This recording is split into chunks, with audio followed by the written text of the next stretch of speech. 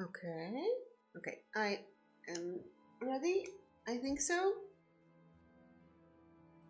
Here we go.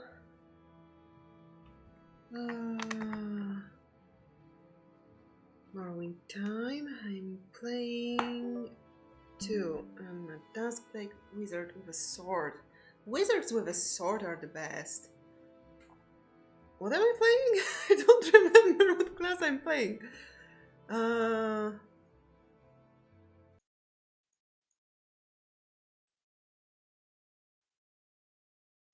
Don't remember.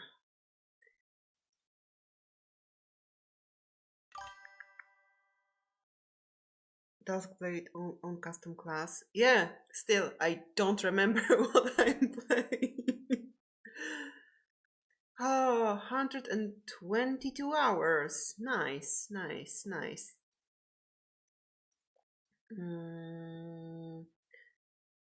Here, live. I've placed chat on the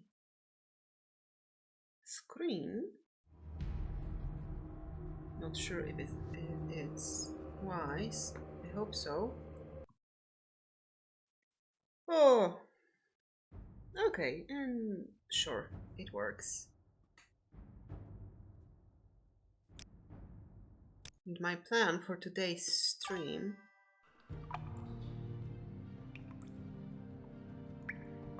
Also, I have discovered the way to the mainland. Ooh. Okay, okay, okay.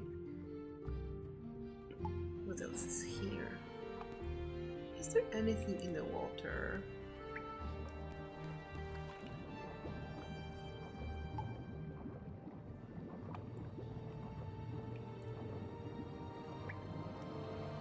Oh!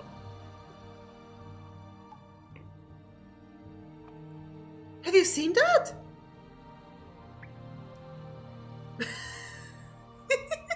It's a glitch! Witch Hunter. Okay. Okay. I can take a boat from Ebonheart to Old Ebonheart. Modded new areas plus quest. I'm excited. I hope you have a lot of fun.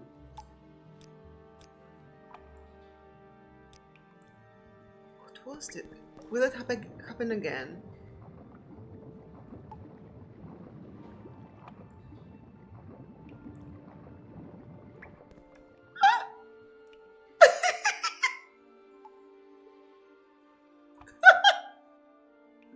Okay.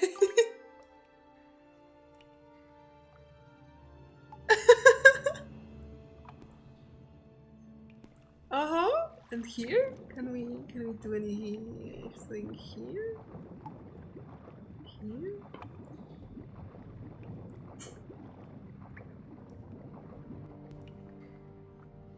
I found a glitch. Amazing. Okay. Okay. Ah.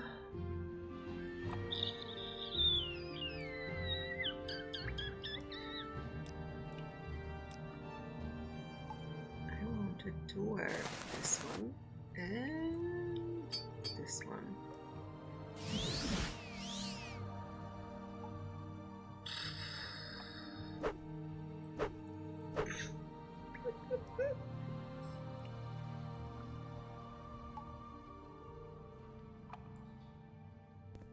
What can I do? What was the plan? The plan was the pilgrimage. Options, quests. It was for the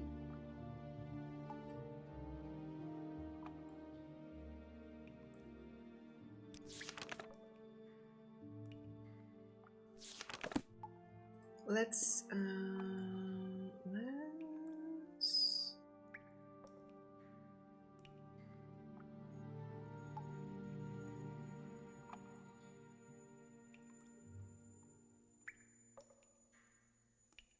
this one, maybe.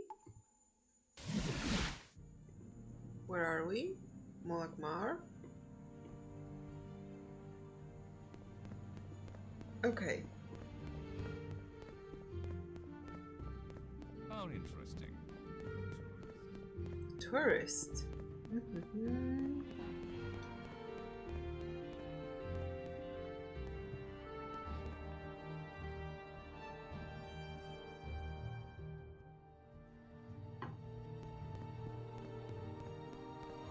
Here?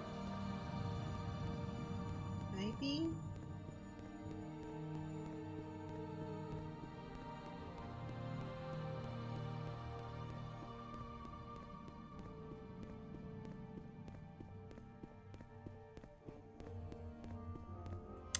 Or maybe divine intervention?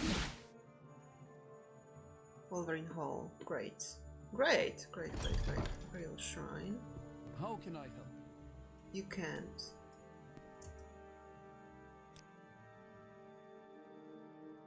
Oh!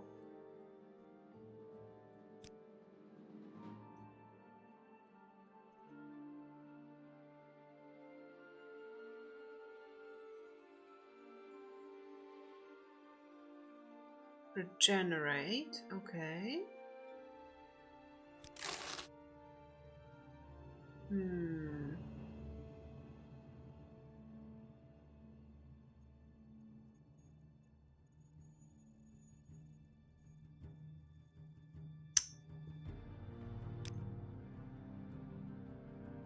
No. Spellmaking. Go ahead. Ah, welcome. What may I do for you?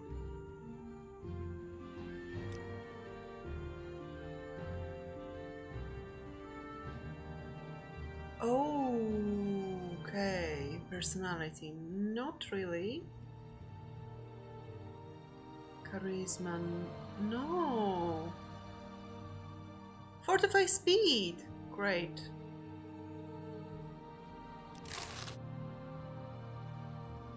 Fortitude, endurance, no, intelligence, traits, yeah. Iron will, and vigor, and where is strength?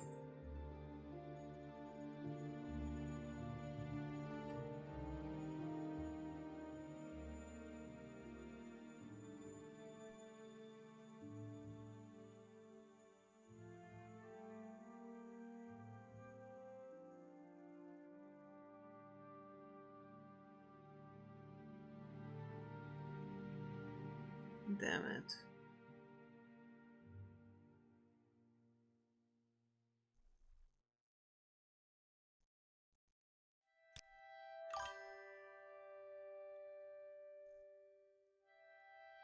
I think if you know one fortify spell, you can create new ones with spell making in the mages.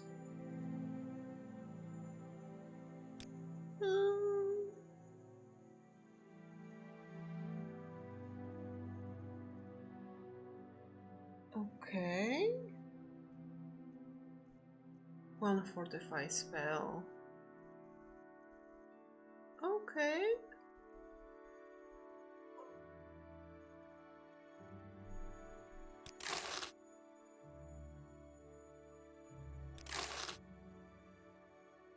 Let's buy them all. Maybe not all. I wanted to... Kid guide? Yeah, let's...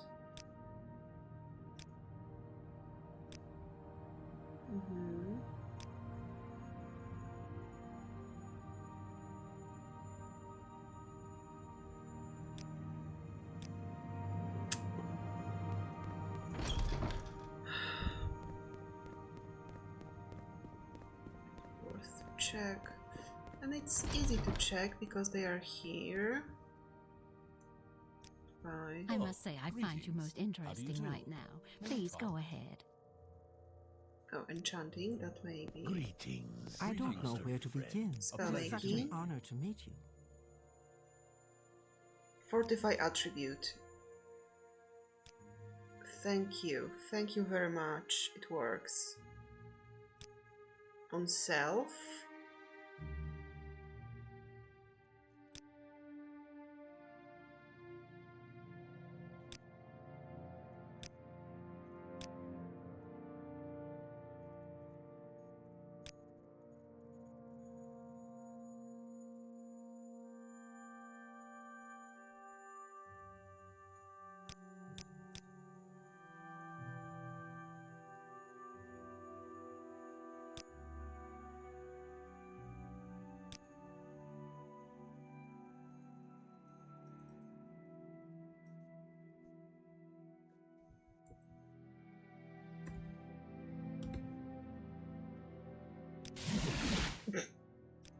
great. Can I? Oh, So strange greetings. this How do you Greetings, do? greetings. Maybe Now, to can oblige. I? Enchanting. Oh, do we have... Do I have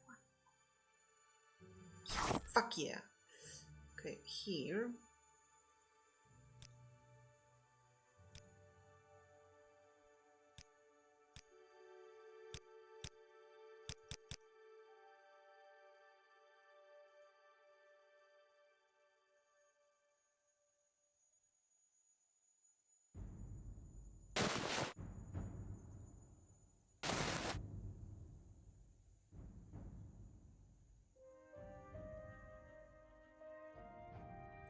Uh-huh.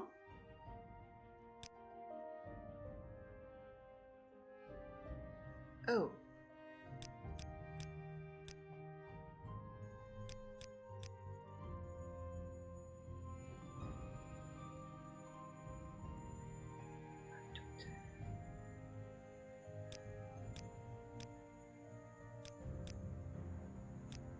Okay.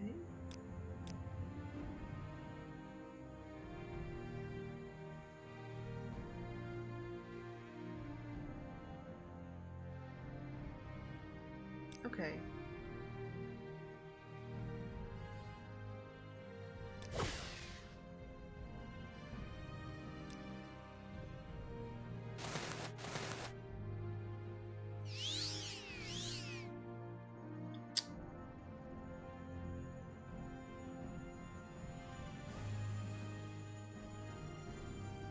Strength 5. Okay, can we have more?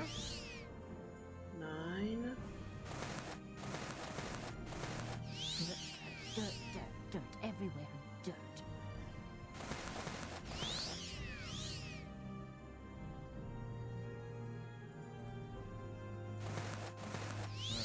She's gone too far. I'll see her disgraced before the council. Yes.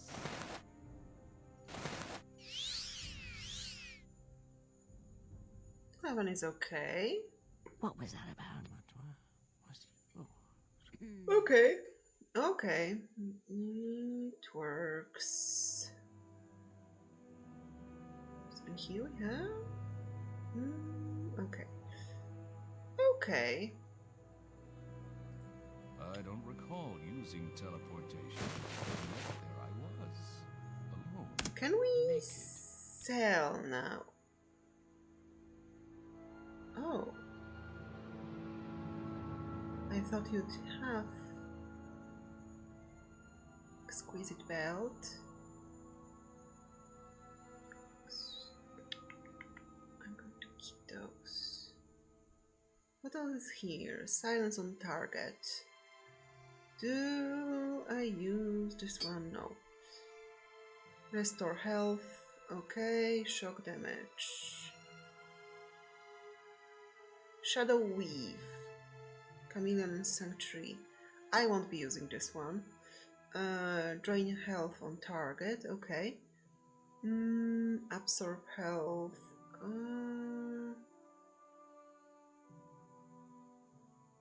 Oh, interesting, interesting. Health. How much?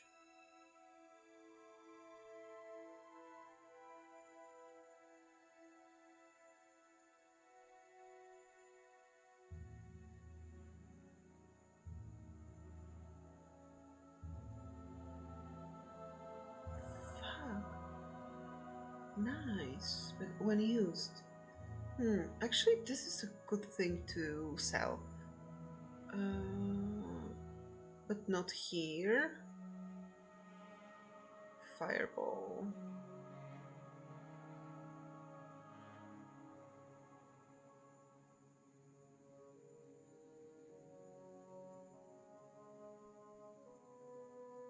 Can I sell both of those? Ice bolts, okay. Shock and whatever mark, okay. Lifestone.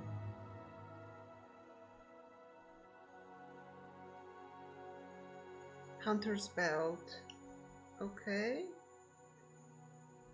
Do I want jump? Maybe. Detect key. Never used this one.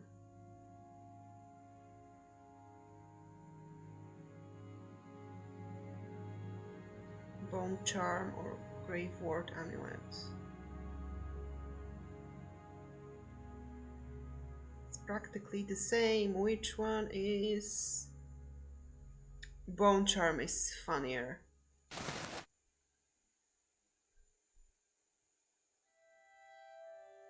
Flame bolt.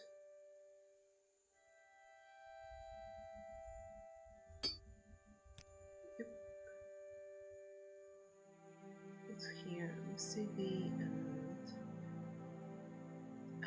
maybe I won't need those ones. Maybe risky. Let's try. Recall. Bone Walker.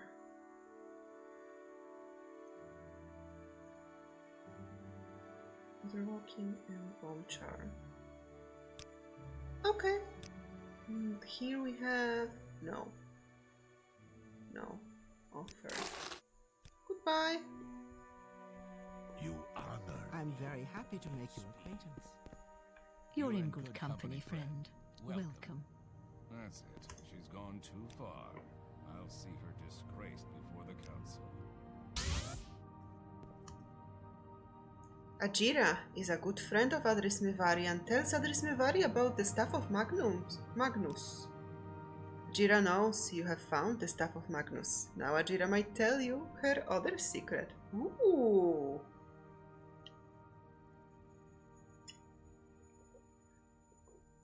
Ajira.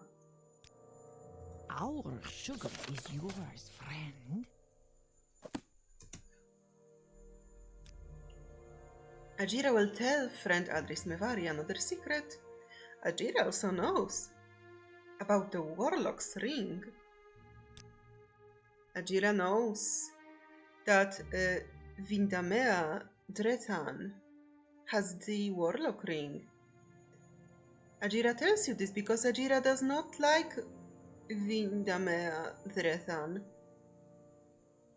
She is in Ashir Badon, a cave on a small island west of the ruins of Balfell. Ajira, my bestie. I wanted Ajira. Why are you dropping this on me now?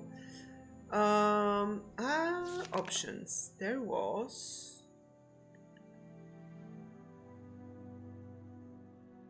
not this one.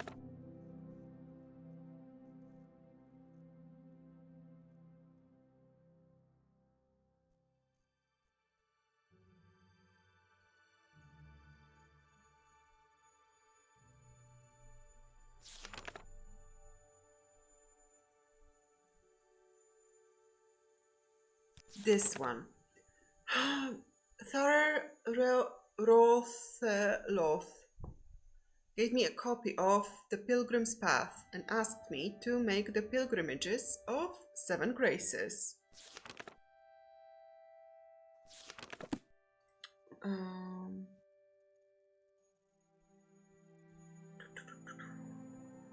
Books.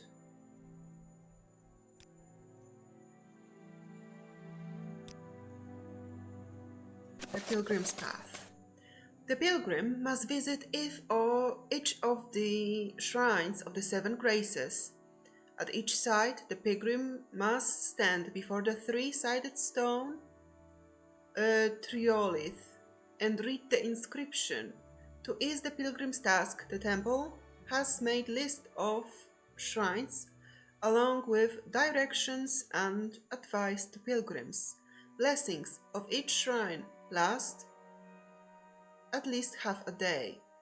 The Fields of Kumu, Shrine of Humility. Here Lord Vivek met a poor farmer whose gar had died.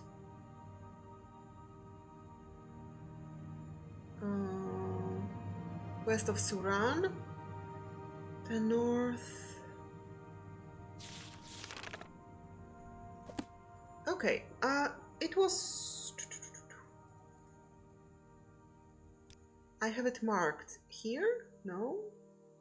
No? Yes. Then I can just go there and I can here use...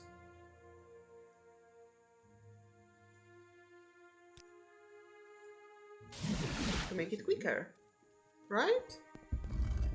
Oh, there's something wrong with the game. The random noises just play and I'm so fast!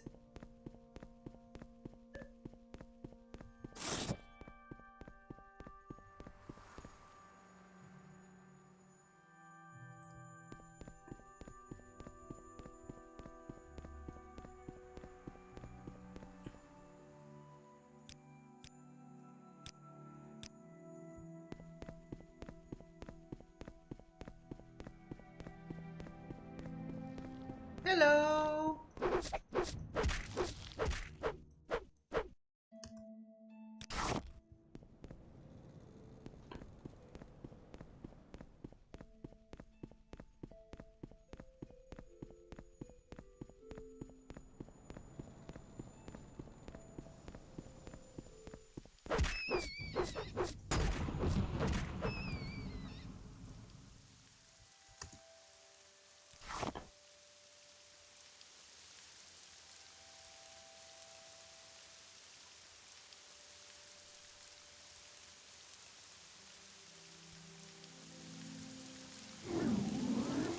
Oh.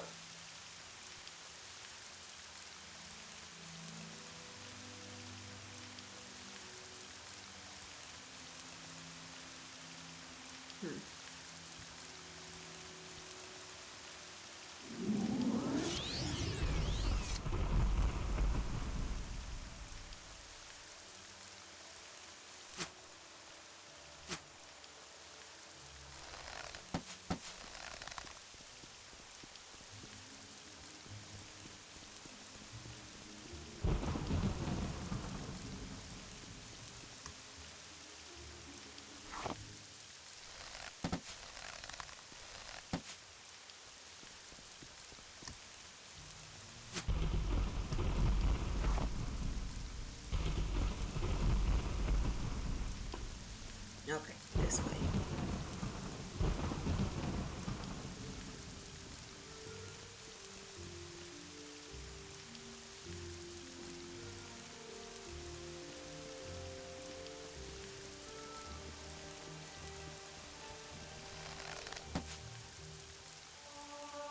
Yeah.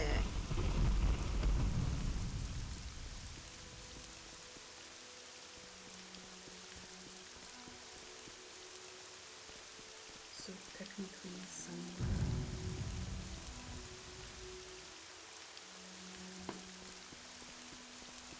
here?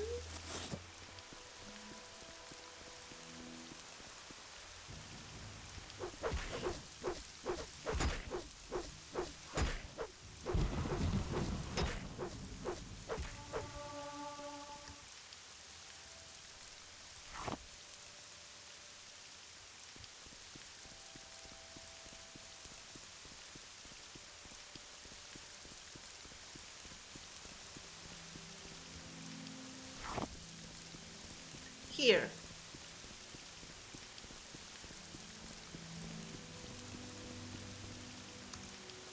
Here, in the fields of Kumu, Vivek acted as a beast of burden for a poor farmer who could not harvest Mac Sponge after his guard died.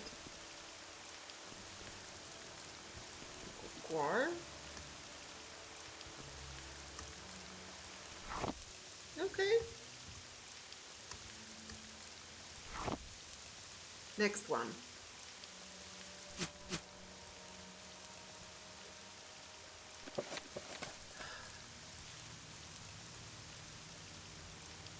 To stop the moon, the shrine of Daring. When Sheogorath rebelled against the tribunal, he tricked the moon Bardao into forsaking its appointed path through oblivion. The mad star inspired the moon to hurl itself upon Vivek's new city, which Sheogorath claimed was built in mockery of the heavens. When Vivek learned of Sheogorath's scheme, he froze the rogue moon in the sky with a single gesture, and the grace of his countenance, overwhelmed by the courage and daring of Vivek, the moon Bardao swore itself to eternal service of the tribunal and its works. Thus, the moon now stands guard over the palace and serves as a citadel for the temple's ordinators. The Shrine of Daring is found in the city of Vivek, in the Temple district along the western wall of the Hyphain, the great temple of Vardenfell. When you address the shrine, it is customary to leave behind a potion of rising force. Suitable potion may be purchased from the temple. Homemade potions are not acceptable. Oh, fuck you. Okay, where are we going now? From here, will it teleport me to Vivek? Let's check. Let's see.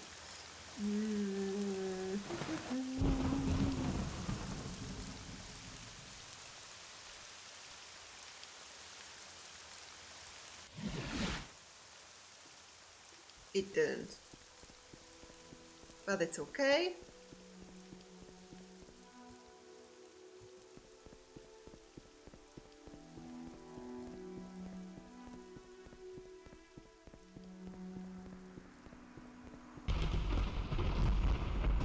I'm very happy to make your acquaintance. I am so fast. Welcome. If you wish to talk, it is really Travel. Vivek. I'd be happy to talk. No. Hello.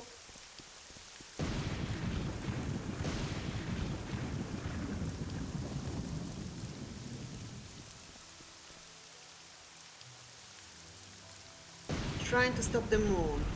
Here Vivek stopped the moon before it crashed into Vivek City.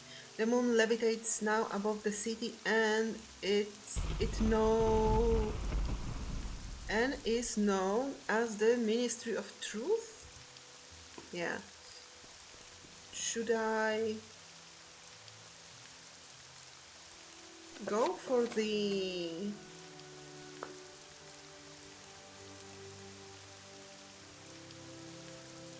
Potion of Rising Force?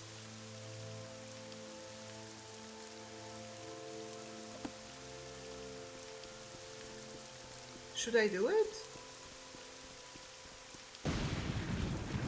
Maybe.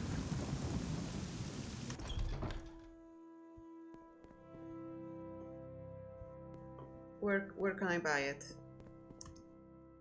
Barter? Fuck you. Where can I buy it?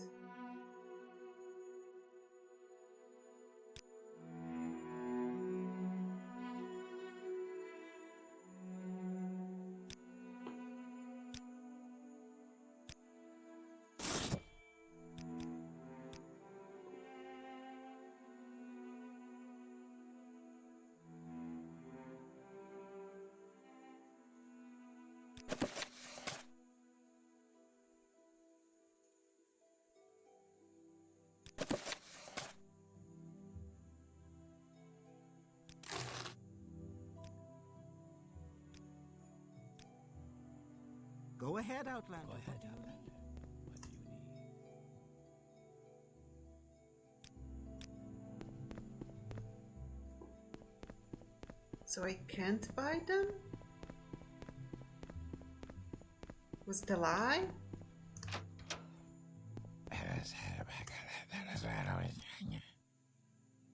Exactly.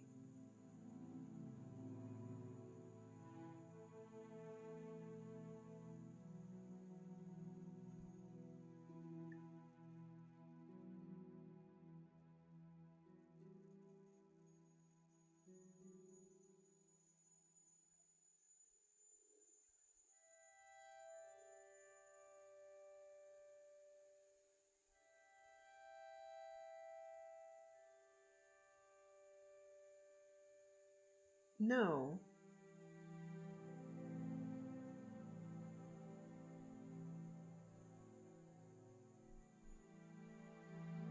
Is it this?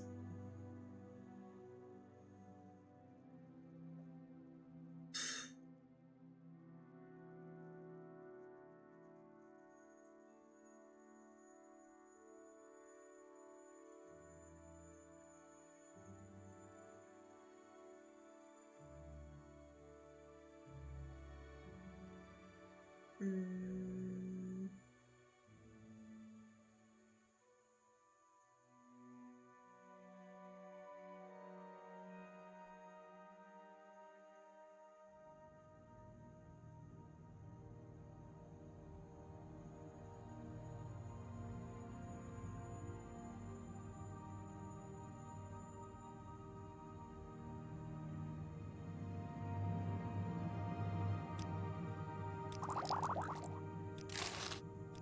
Is Go this? ahead, Outlander.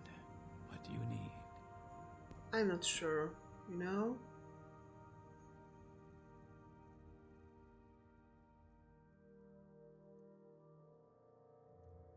Okay, you have them here. Why? Why wasn't I able to buy them?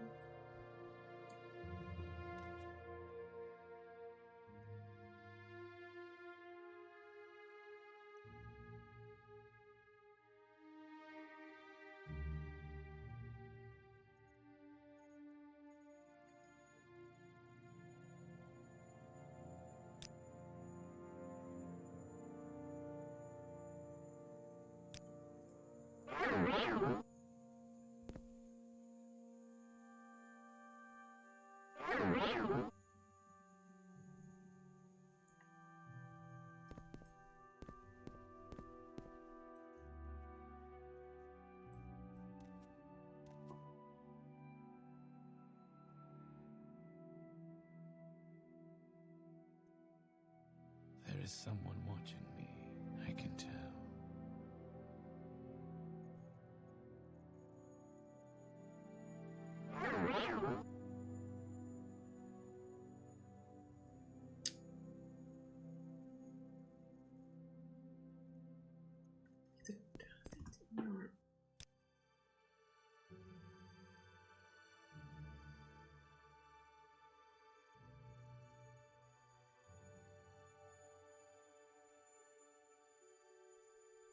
No, he doesn't have it here.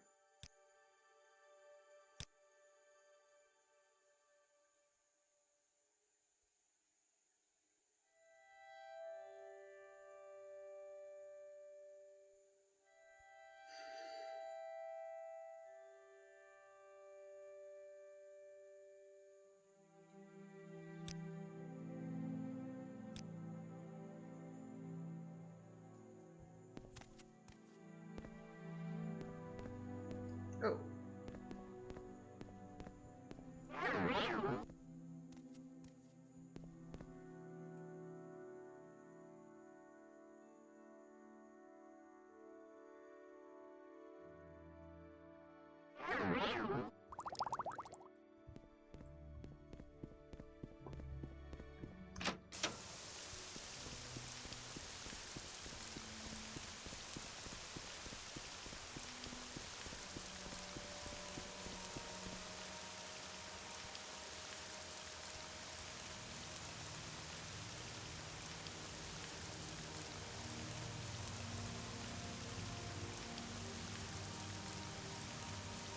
Hmm.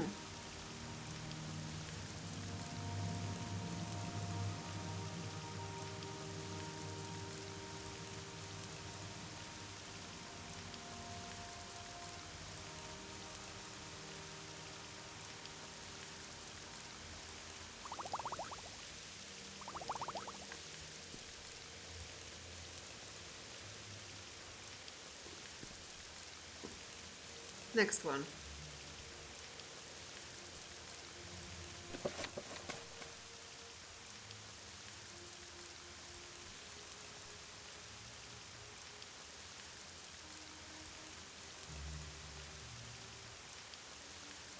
Wait, it is only dock nearby?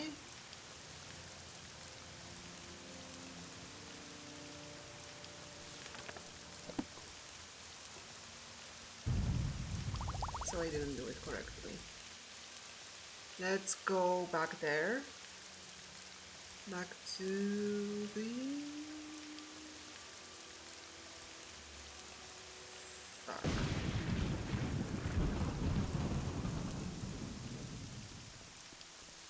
Um...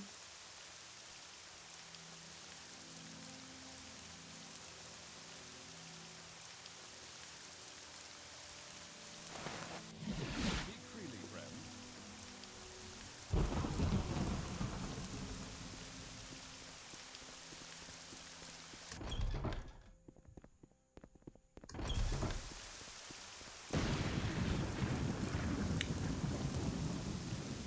Well...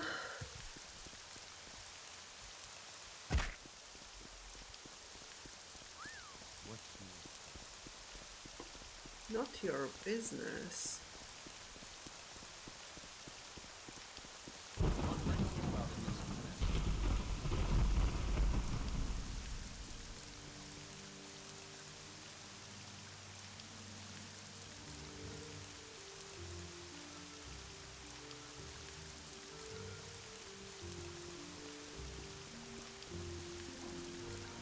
I suppose. Keep moving. You want something, friend? Can I go through...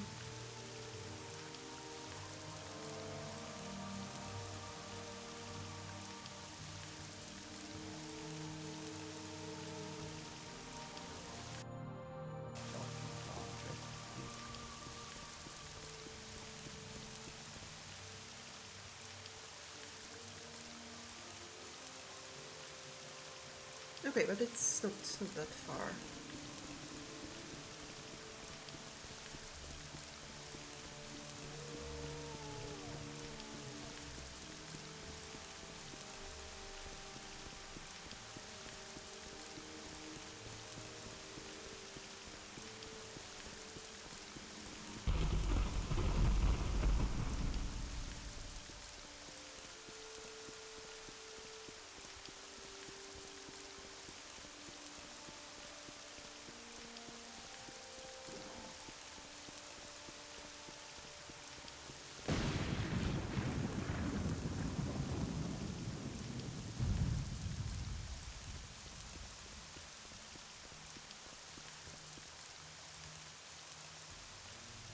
Just a friendly warning, don't spook the Netch. Don't worry, they're completely safe if you don't bother them. But get them riled up and they are trouble, especially the Betty Netch. Okay, thank you for the warning.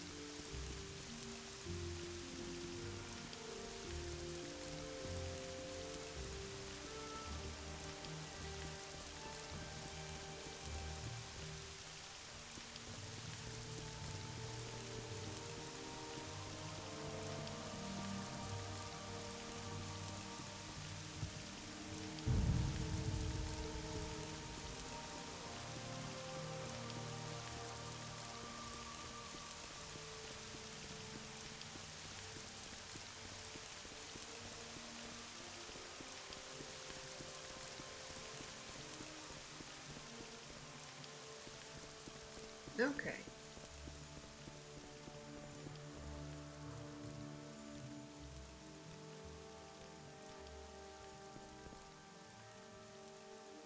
Yeah, it's this one.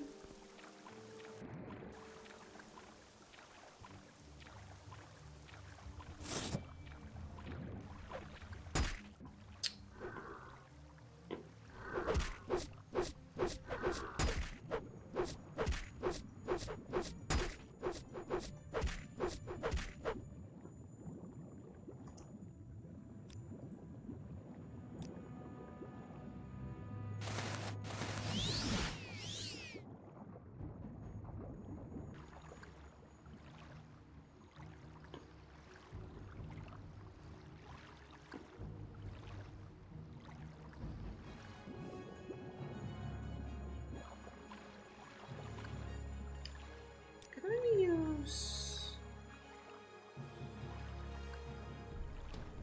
That's what I'm breathing.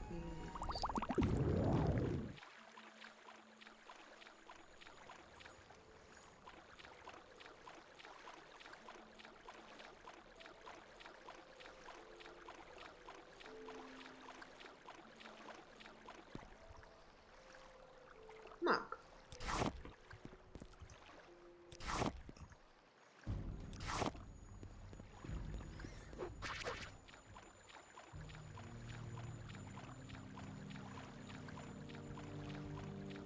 Hmm?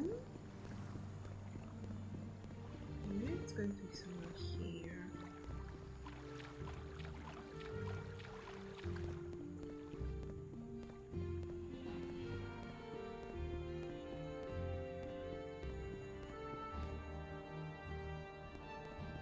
Here.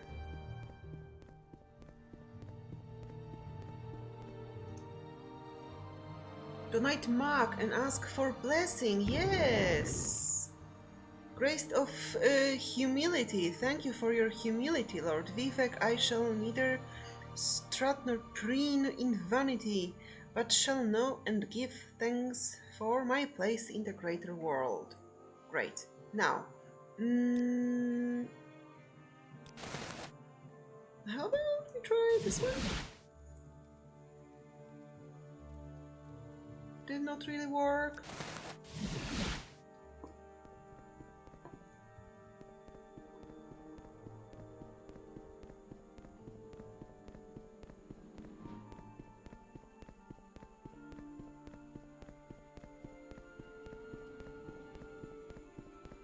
I don't know where to begin.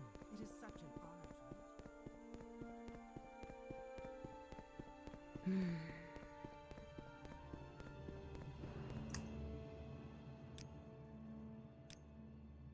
Welcome.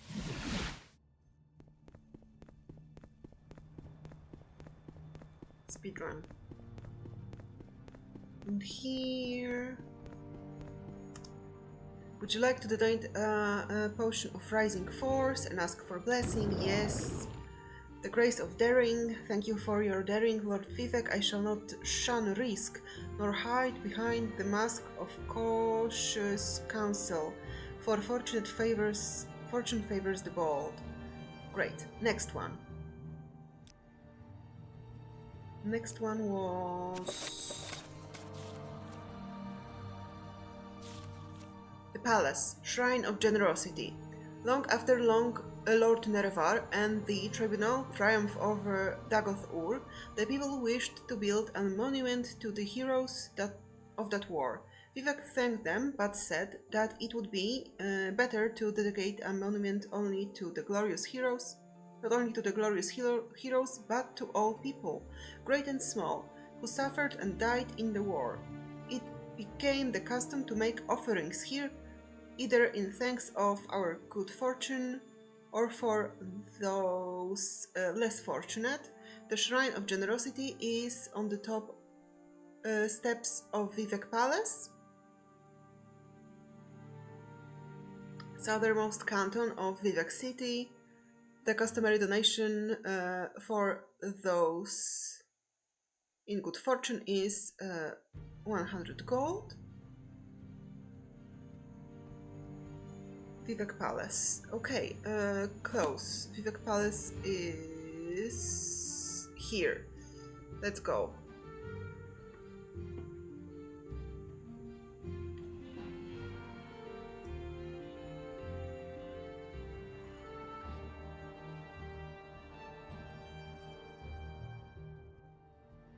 Smart.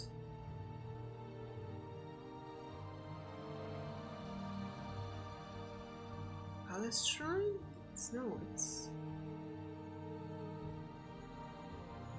here?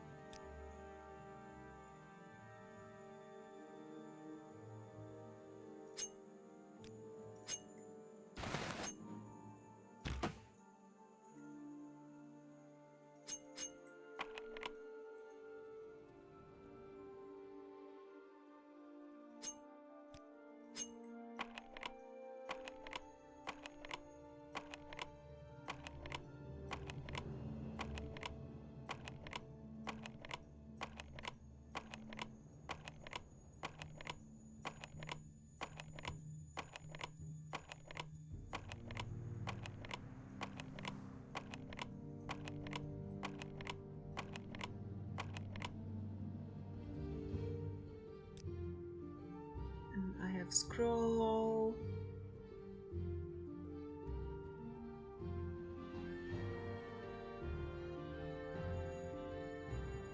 Yeah, I have some kind of scroll for...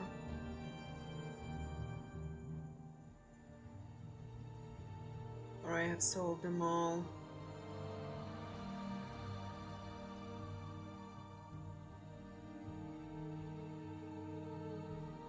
It's possible I have sold them. It's for summons. Courage, shield.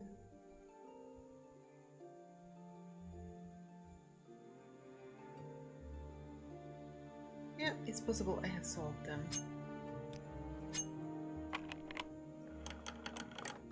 But it's fine. Oh!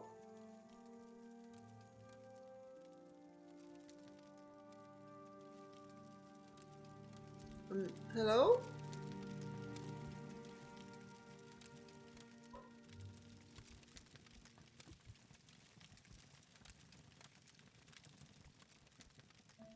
Don't mind me.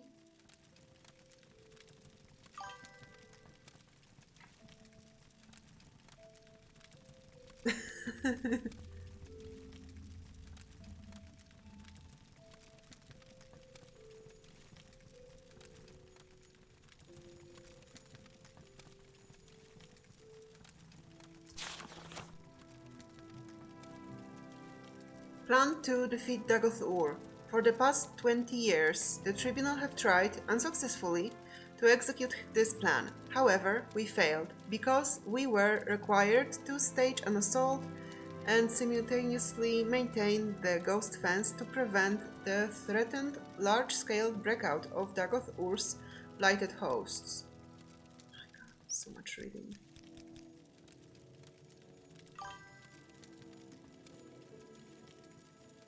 And his creepy eyes. This is where you get some really interesting lore. Yeah, I suppose so. With the Nerevarine leading the assault, and the Tribunal free to devote their full energies to maintain the ghost fence, this plan has a greater chance of success. Unfortunately, however, the loss of the artifacts Sunder and Kinning, and the recent increase in Dagoth Ur's strength poses new problems for the execution of the plan. Therefore, our proposed plan has following five phases. A series of aggressive raids to scout inside the ghost fence a series of aggressive raids to neutralize Dagoth Ur's Ash vampire kin and recover artifacts from the bodies of his kin. The assault of Gate Citadel Venimal to neutralize Dagoth Vemin and recover the artifact Hammer Sunder. The assault of Gate Citadel Odrosal to neutralize Dagoth Odros and recover the artifact Blade Kinning. An assault of Citadel Dagoth with the artifacts Wraithguard, Sunder, and Kinning to sever Dagoth Ur's connection to the heart of Lorkhan, and thus to destroy Dagoth Ur. Phase 1. Raids inside Ghost Fence. The Tribunal Ordinators and Buoyant Armigers are familiar with the terrain and will provide maps and current intelligence reports. The region inside the Ghost Fence is dangerous, and the Nerevarine will need to be familiar with the particular challenges. After measuring skills and resources against Dagoth Ur's defenses, the Nerevarine will know better how to piece the campaign. Alternating raids with improving skills, getting better equipment, and stockpiling resources. Phase 2 raids upon Ash Vampire Citadels. Dagoth Ur's kin have become markedly more powerful in recent decades, after remaining stable for thousands of years. If they can be individually isolated and destroyed, they will not be able to support Dagoth Ur in later stages of the war. It may also be that the dramatic increase in their power comes from items enchanted by Dagoth Ur. Salvage of such items might contribute to our resources. Phase 3 Assault on Gate Citadel Veminal. Essential to recover the artifact Hammer Sunder for Phase 5. The Ash Vampire Dagoth Vemin has possession of Sunder and probably seeks to discover the secrets of its enchantments. He may also have access to notebooks and journals of Kagrenak that have survived in the Dwemer workshops of Veminal. Phase 4 Assault on Gate Citadel Odrosal. Essential to recover the artifact Blade Kinning for Phase 5. The Ash Vampire Dagoth Odros has possession of Kinning and probably seeks to discover the secrets of its enchantments. He may also have access to the notebooks. Assault of Citadel Dagoth. All the previous stages and preparations of this stage. Research expeditions show that Citadel Dagoth has undergone extensive expansion. The location will need to be explored carefully. The known route to the Heart Chamber will be well defended. Alternative routes may exist. Dagoth Ur will have anticipated our plan to destroy him by attacking the Heart, and he will almost certainly personally oppose approach to the Heart Chamber. Together, the Tribunal could not defeat him, and he has grown stronger since then. Admittedly, the Tribunal had the distraction of maintaining the Ghost Fence simultaneous with fighting Dagoth Ur, but even so, the challenge seems daunting. The adoption of these phased campaign seem to offer the best chances for success.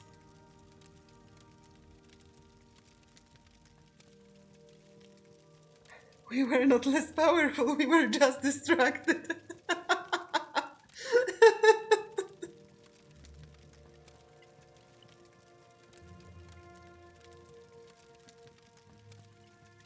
Sure.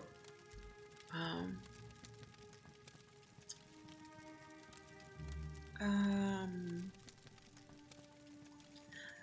retrospect, the tribunal's decision to directly assault Citadel Dagoth rather than proceed step by step through lesser objectives must be seen to have been a serious error. The tribunal did not feel it had the option for a slow pace and deliberate campaign, given that they had many other competing priorities, not the least of which was the maintenance of the Ghost Fence and the other defenses surrounding Red Mountain. The Nerevarine, on the other hand, should be best served by a careful step-by-step advance, with the additional advantage of building confidence along the way, while successes would undermine Dagoth Ur's own assurance in his defenses. Employing Kagrenak's tools against Dagoth Ur. The source of Dagoth Ur's supernatural power is the heart of Lorkhan. The heart is also the source of the tribunal's divine powers. Okay. During mythic times, the gods took and hid Lorkhan's heart beneath Red Mountain as a punishment for creating the mortal plane. The Dwemer discovered the heart while building underground colonies. High Craft Lord Kagrenak created enchanted tools intended to tap the power of the heart. The War of the First Council was fought to prevent this sacrilege. Kagrenak's use of these tools and the disappearance of the Dwemer race marked the end of the war. Kagrenak's tools were recovered by Lord Nerevar and Dagoth Ur. Dagoth Ur was left to guard the tools while Nerevar came to consult with us, his advisors. In Nerevar's absence, Dagoth Ur experimented with the tools upon the heart and was corrupted.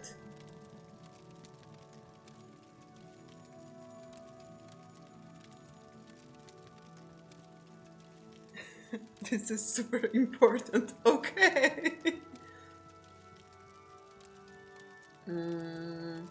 We returned to discover the range Dagoth Ur, who refused to turn over the tools. When he attacked us, we drove him away. We left Red Mountain with the tools, and subsequently Sotasil discovered their secrets. Collectively, we used the tools to establish a connection with the heart, enabling ourselves to transform our mortal natures. Thus, we became the tribunal. Dagoth Ur had survived our attacks, and without the tools, in a manner not well understood, Dagoth Ur also managed to establish a connection with the heart and to transform himself into an immortal being. Our plan to destroy Dagoth Ur also runs the risk of destroying the tribunal. The plan is to permanently disrupt Kagrenak's enchantments upon the heart, severing connections with Dagoth Ur and ourselves, and rendering us all once again mortal. A mortal Kagrenak may then be destroyed by mundane means. The loss of godhood and possible death of the tribunal are judged a necessary risk and sacrifice. The normal procedure for establishing connection with the heart is a 3-step process. The wearer of Wraithguard strikes heart with the hammer sunder, causing the heart to produce a pure tone. Then the wearer of the Wraithguard strikes the heart with the blade keening, shattering the pure tone into a prism of tone shades. These tone shades are then imprinted upon the substance of the wearer and of Wraithguard, giving him an immortal and divine nature. the Nerevarine will not be taught the secret rituals required to perform that third step. Instead, the Nerevarine will strike the heart with keening for a second time, causing its tones to diverge into unstable patterns of interference.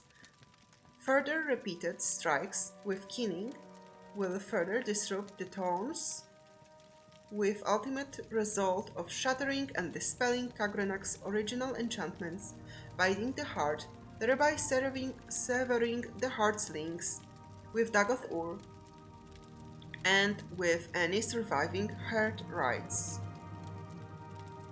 And with the Tribunal, destroying Kagrenak's enchantments on the heart will also stop the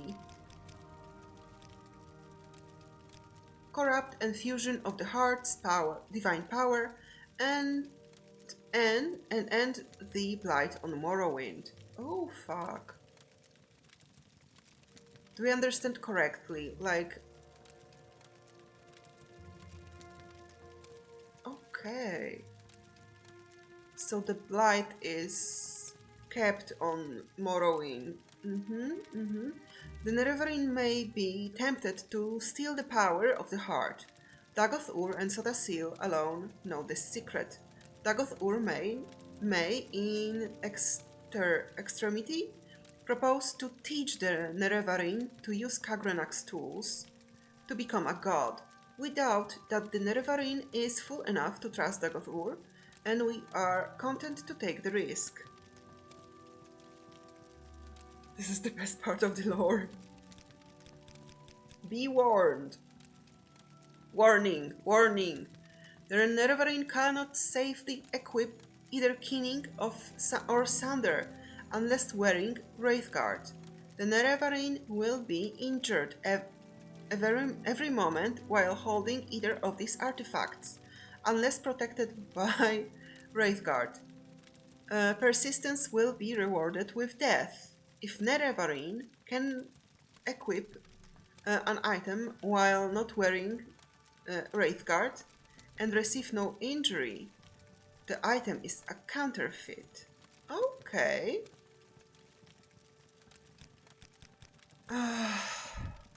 One last note. Dagoth-Ur must not get hold of Wraithguard. The Nerevarine must prepare and use recall or Almsivy intervention if there is any risk of death of capture. The element of surprise. Dagoth-Ur will not expect you to destroy Kagrenak's enchantments on the heart. He does not know it is possible. He would not do it himself, and he knows we have never tried it. We will not believe anyone would want to sacrifice the promise of such power. Further, advancement in House Dagoth, as in all great houses, is by challenge and confrontation within the hierarchy. The Nerevarine's challenges and defeats of Ash vampires and battles with the Sixth House will be viewed in that light. Dagoth-Ur and his kin may assume the Nerevarine's ambition is to control the heart. Given that assumption, it is only reasonable that the Nerevarine should try to defeat each of Dagoth-Ur's subordinates in turn, working up to Dagoth-Ur. If the Nerevarine can defeat Dagoth-Ur and control the heart, so much the better. But logically, the Nerevarine would wish to rise as high in the hierarchy as possible before cutting the deal with the head of the house. Dagoth-Ur should try to recruit the Nerevarine into House Dagoth. It may be possible to pretend to join him, then betray him. However, any attempt to deceive him will be very risky. House Dagoth has a tradition of subterfuge and treachery, and because he is a deceiver, he will expect deception. Closing remarks. We place no compulsion upon the Nerevarine to adhere to the plans described here. We believe that they offer the best chance of destroying Dagoth-Ur, but we have also chosen to place our trust in the Nerevarine's judgments and skill. Frankly, we see no alternative.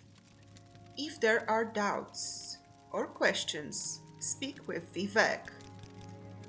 He has agreed to serve as Nerevarine's guide and counselor for this campaign. It may be that if Nerevarine succeeds, the tribunal will not survive. Such sentiments as might have been expressed to the tribunal should in that case be addressed to the land and people of Morrowind. May the happy convergence of fortune and prayer meet in our destiny. On behalf of Lady Almalexia and Lord Sotasil, Vivek.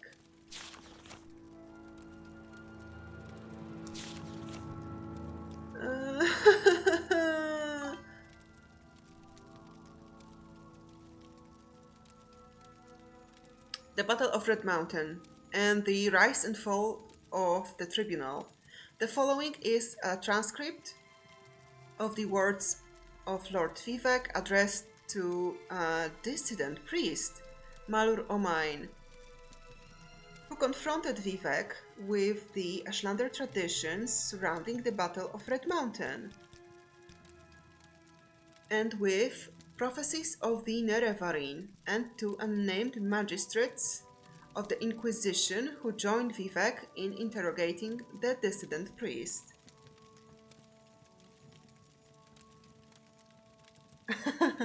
Next one is good too.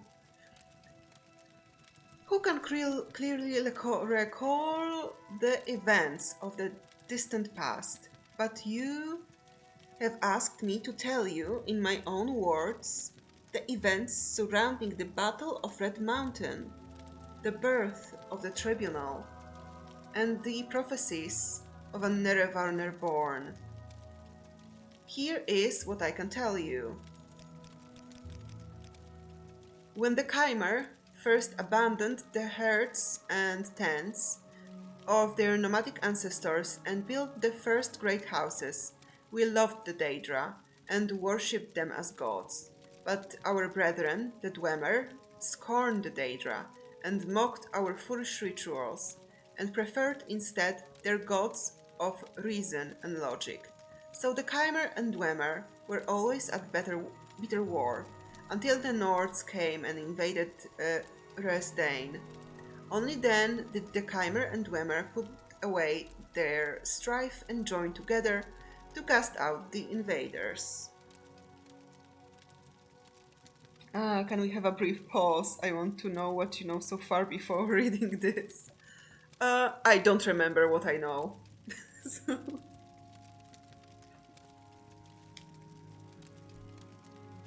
We are good, we are fine. I have no idea what I know. Let's keep going. Until then, the Chimer and Dwemer put away their strife and joined together to cast out the invaders. Once the Nords were driven out, General Nerevar of the Chimer and General Dumak of the Dwemer, who had come to love and respect one another, resolved to make peace between their peoples.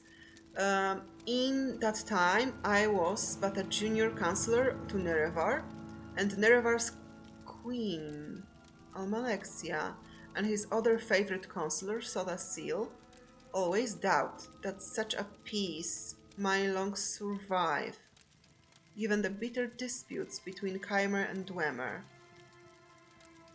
But by negotiation and compromise, Nerevar and Dumak somehow managed to preserve a fragile peace. But when Dagoth-Ur, lord of House Dagoth, entrusted as a friend by both Nerevar and the Dwemer brought us proof that High Engineer Kagrenak of the Dwemer had discovered the heart of Lorkhan. So Nerevar was leader of the Chimer, Almalexia was his queen, and Sotasil and Vivek were counselors. Yes. Yes. Had discovered the heart of Lorkhan, and that he had learned how to tap its powers, and was building a new god, a mockery of Chimer faith, and a fearsome weapon. We all urge Nerevar to make war on the... So it connects with those Egg of Time and those books of Dwemer. Okay. We all urge Nerevar to make war on the dwarves.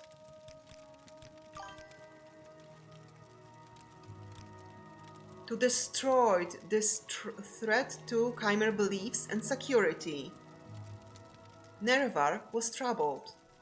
He went to Dumak and asked if what Dagoth Ur said was true, but Kagrenak took great offense and asked whom Nerevar thought he was, that he might presume to judge the affairs of the Dwemer. Nerevar was further troubled and made pilgrimage to Holamayan, the sacred temple of Azura, and Azura confirmed that all that Dagoth Ur said was indeed true, and that the creation of new god of the Dwemer should be prevented at all costs. Yeah, dwarves are Dwemer.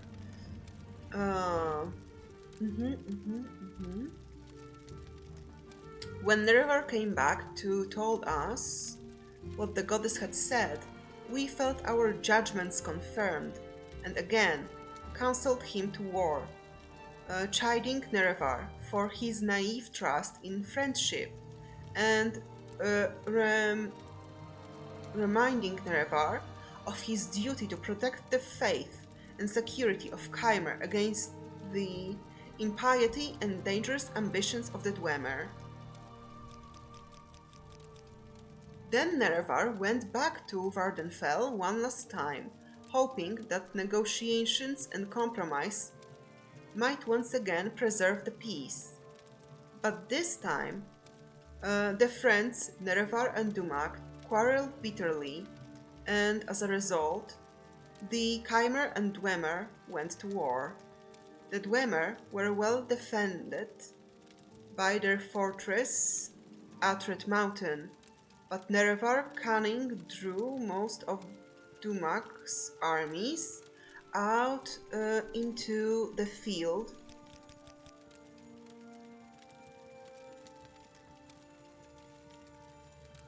and pinned them there, while Nerevar, Dagoth Ur, and a small group of companions could make their way into the heart chamber by secret means. There, Nerevar, the Chimer king, met Dumak, the dwarf king, and they both collapsed from grievous wounds and draining magic. With Dumak fallen and threatened by Dagoth Ur and others, Kagrenak turned his tools upon the heart, and Nerevar said he saw Kagrenak and all his Dwemer companions at once disappear from the world. In that instant, Dwemer everywhere disappeared without a trace, but Kagrenak's tools remained, and Dagoth Ur seized them, and he carried them to Nerevar, saying, "That tool of Kagrenak has destroyed his own people. That fool Kagrenak has destroyed his own people with these two things. We should destroy them right away, lest they fall in the wrong hands." You're doing great, I'm enjoying it. It's a lot of reading.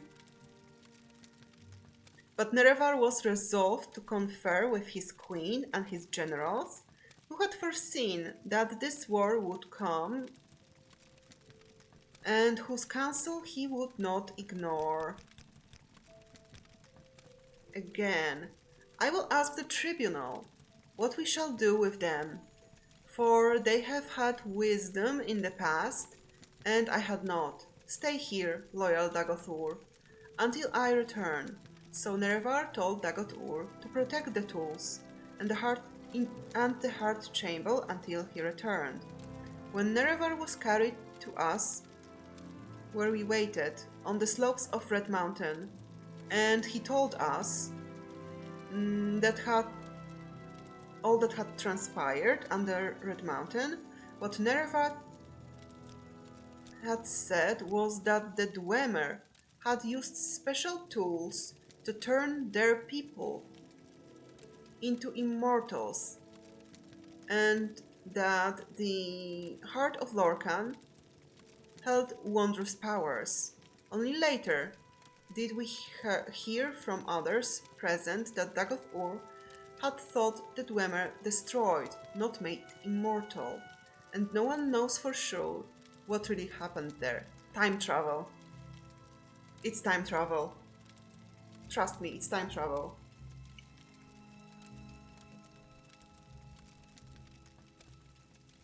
They will be in the Elder Scrolls 6. I need it. I want it really bad.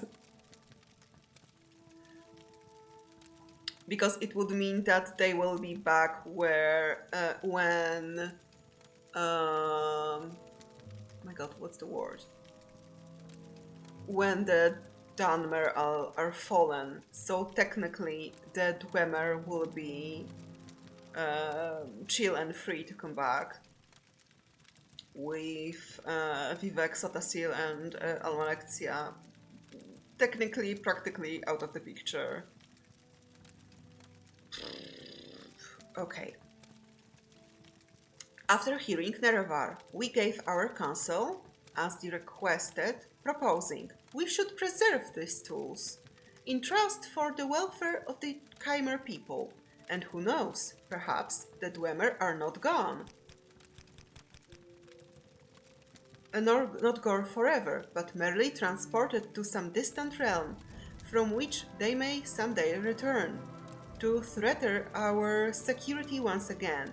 Therefore, we need to keep these tools, to study them and their principles, so that we may be safe in future generations. Maybe we will learn more eventually. Yeah, if Bethesda has any balls, we will. I doubt it, really. Okay.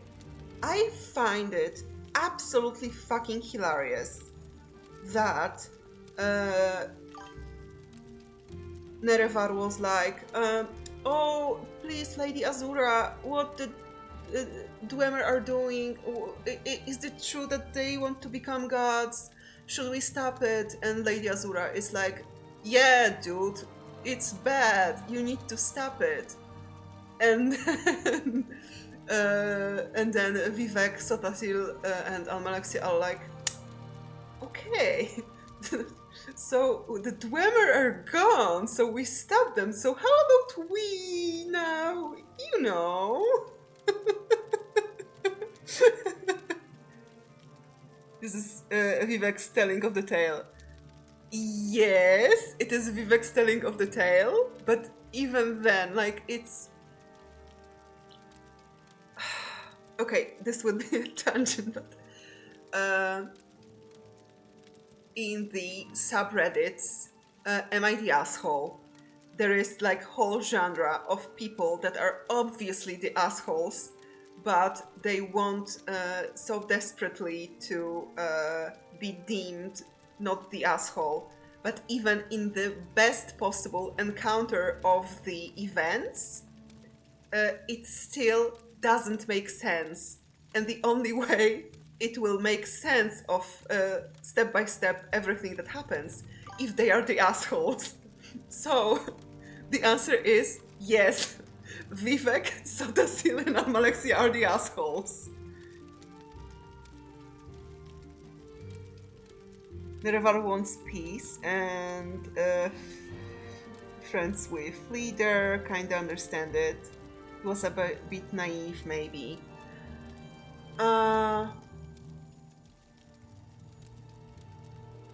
Sure.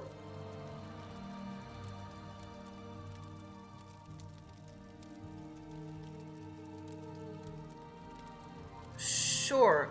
Maybe Vivek, maybe Nerevar is like someone who is very naive.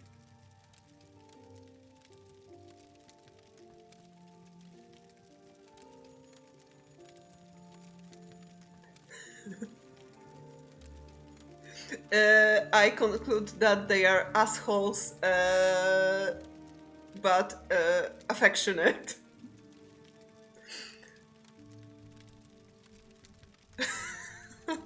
Okay, let's keep going.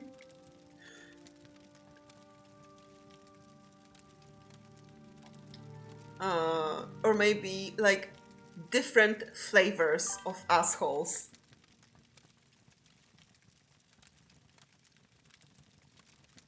I wonder if your views will change or be confirmed throughout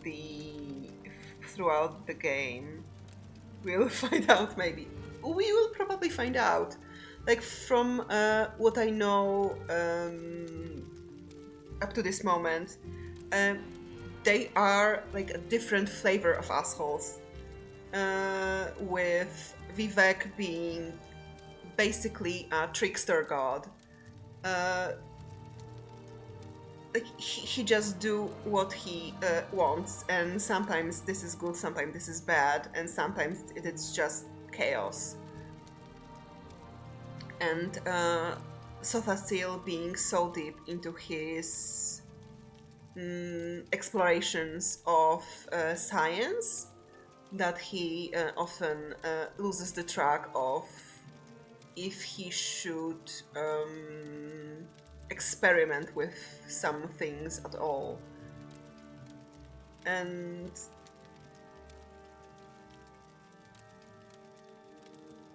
this part, what we're reading about and the person involved, the game does not spell it out for you, which is awesome.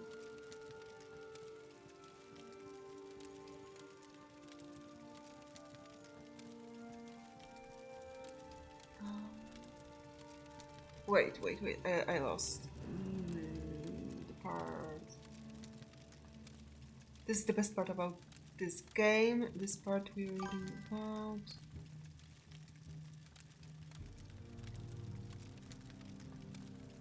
There are vibes which you are definitely picking up on. Yeah, because you are just given the story from different perspectives and not one clear point of view that is objective truth, which is like the sign of good storytelling. I did not pick up on them when I was 16. I just blindly believed everything what was written down in this game. Unreliable narration was new to me.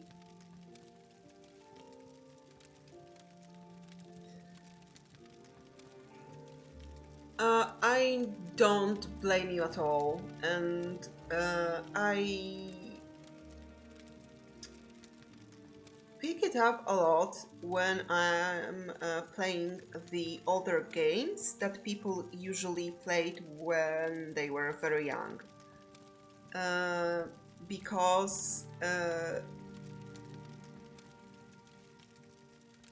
from what I heard about a lot of old games, like they were so simple. You were just that was good and this was bad, and you were just fighting the bad guys. And no, not at all. They were great. There's such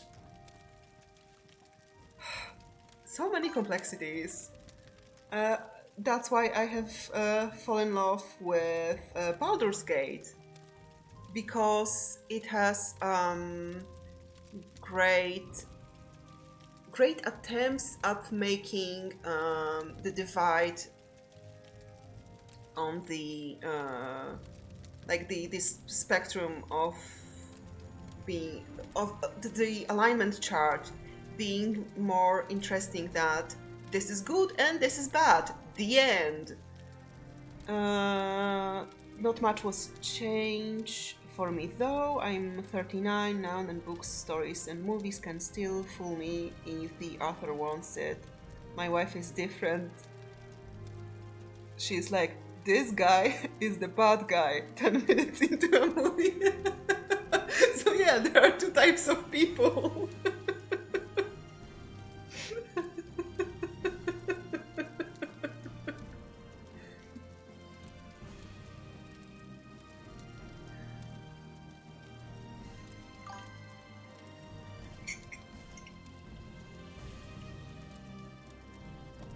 I am gullible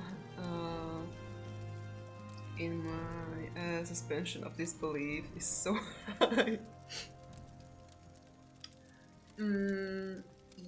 Okay, but there is also the case of characters that are not especially good, but they are written in such a care for details and their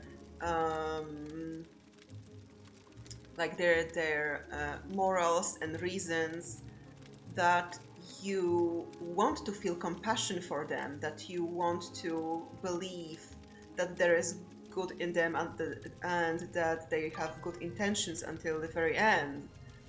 And I feel that things like this coming included in how Vivek is written here. Morally ambiguous characters are great. Yeah, that's for sure. And once again, that's why I love Baldur's Gate and creating whole party with only evil characters, because it is extremely interesting that you start to realize while listening to their stories that they became evil because they had to, because their lives were pretty shitty and full of problems that they never asked for, and all of the reasons were different, and their only sin most of the time is that they wanted to survive, which is more interesting than I was born into a rich family and I want to do good, praise me now, which is basically Nalia from Baldur's Gate 2.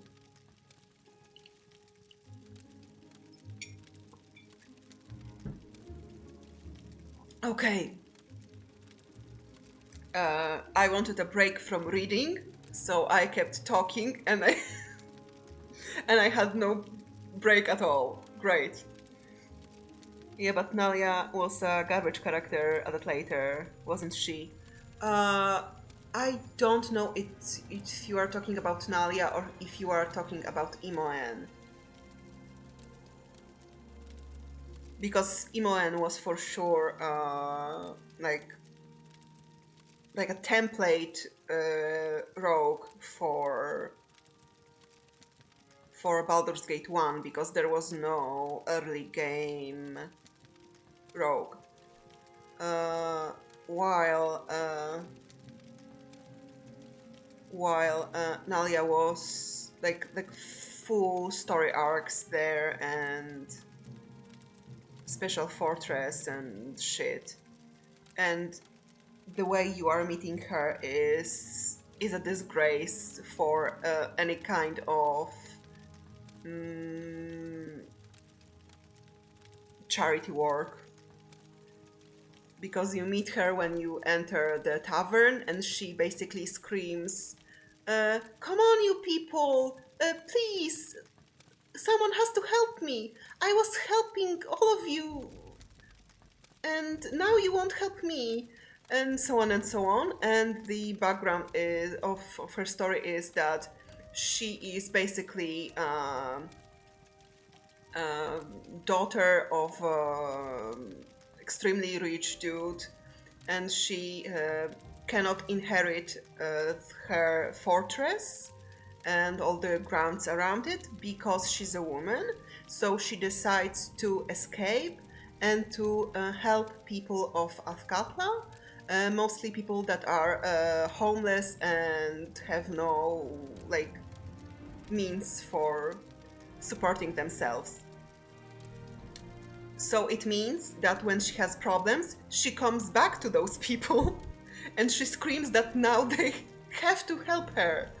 But bitch, they are still homeless, jobless, and still have no way to help you. Oh.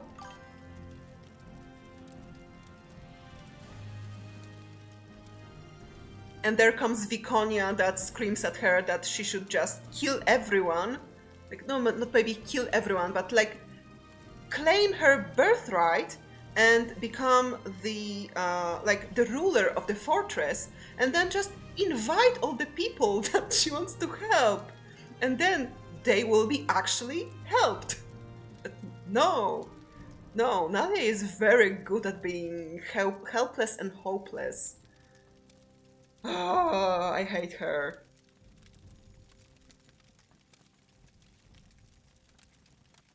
Viconia was only interesting to me once I started reading the Drizzt books. Viconia is my favorite girl since Baldur's Gate 1. I love her. I love her so much. Okay, back to reading. And though Nerevar voiced his grave misgivings, he was willing to be ruled by our council under one condition, that we all together should swear a solemn oath upon Azura that the tools would never be used in the profane manner that the Dwemer had intended. We all readily agreed and swore a solemn oath at Nerevar's dictation.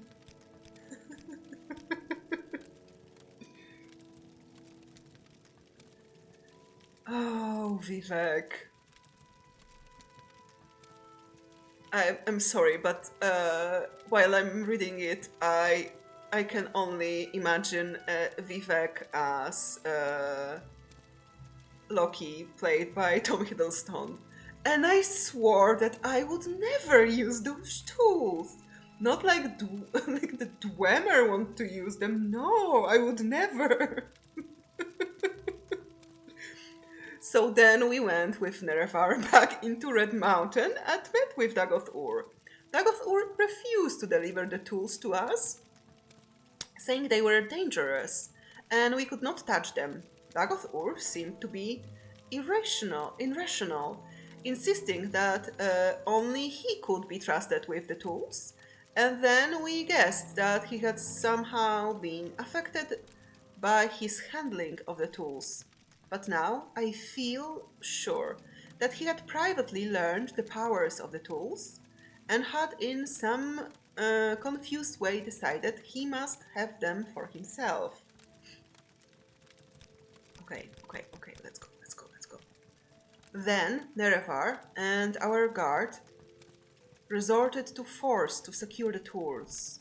Somehow Dagoth-Ur and his retainers escaped, but we gained the tools and delivered them to Sothasil for study and safekeeping. For some years we kept the oaths we swore to Azura with Nerevar, But during that time, in secret, Sothasil must have studied.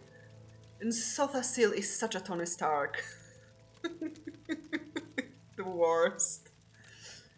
We must have studied the tools and divine their mysteries. And at last he came to us with a vision of a new world of peace. With justice and honor for nobles, and health and prosperity for the commoners, with the tribunal as immortal patrons and guides. And dedicating ourselves to this vision of a better world, we made pilgrimage to Red Mountain. This sounds like a great vision. Yeah, world peace. What's wrong with it? Such a great idea.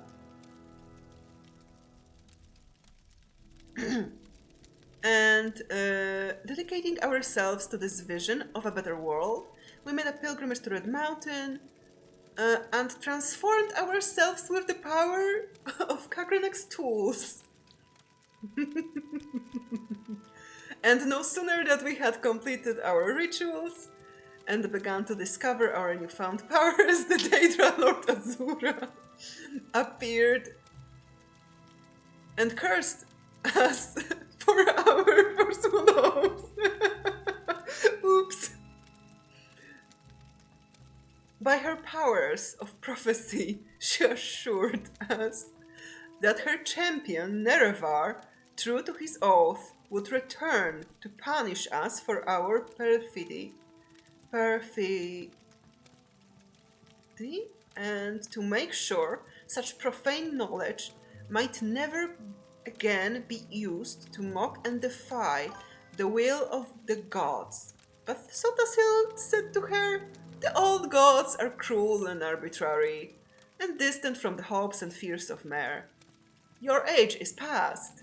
We are the new gods, born of the flesh and wise and caring of the needs of our people. Spare us your threats and chiding. In constant spirit, we are bold and fresh, and we will not fear you." Yeah, he is Tony Stark.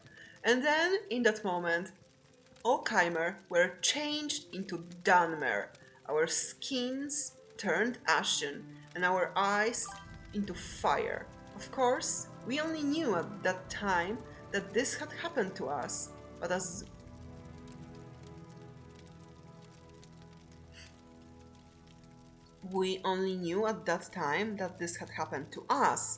Azura said, "This is not my act, but your act. You have chosen your fate, and the fate of your people, and all the Dunmer shall share your fate, from now to the end of time. You think yourselves gods, but you are blind, and all in this darkness." And Azura left us alone in darkness, and we were all afraid. But we put on brave faces and went forth from Red Mountain to build the new world of our dreams.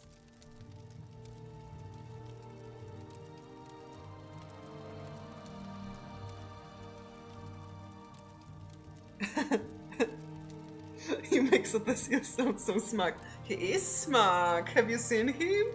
He's such a buddy.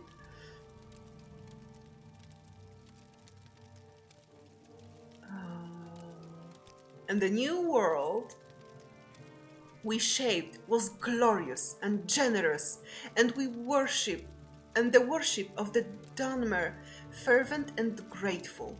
The Dunmer were at first afraid of their new faces, but Sothasil spoke to them, saying that it was not a curse but a blessing, a sign of their changed natures, and sign of the special favor they might enjoy as new mer, no longer barbarians, trembling before ghosts and spirits, but civilized mer, speaking directly to their immortal friends and patrons.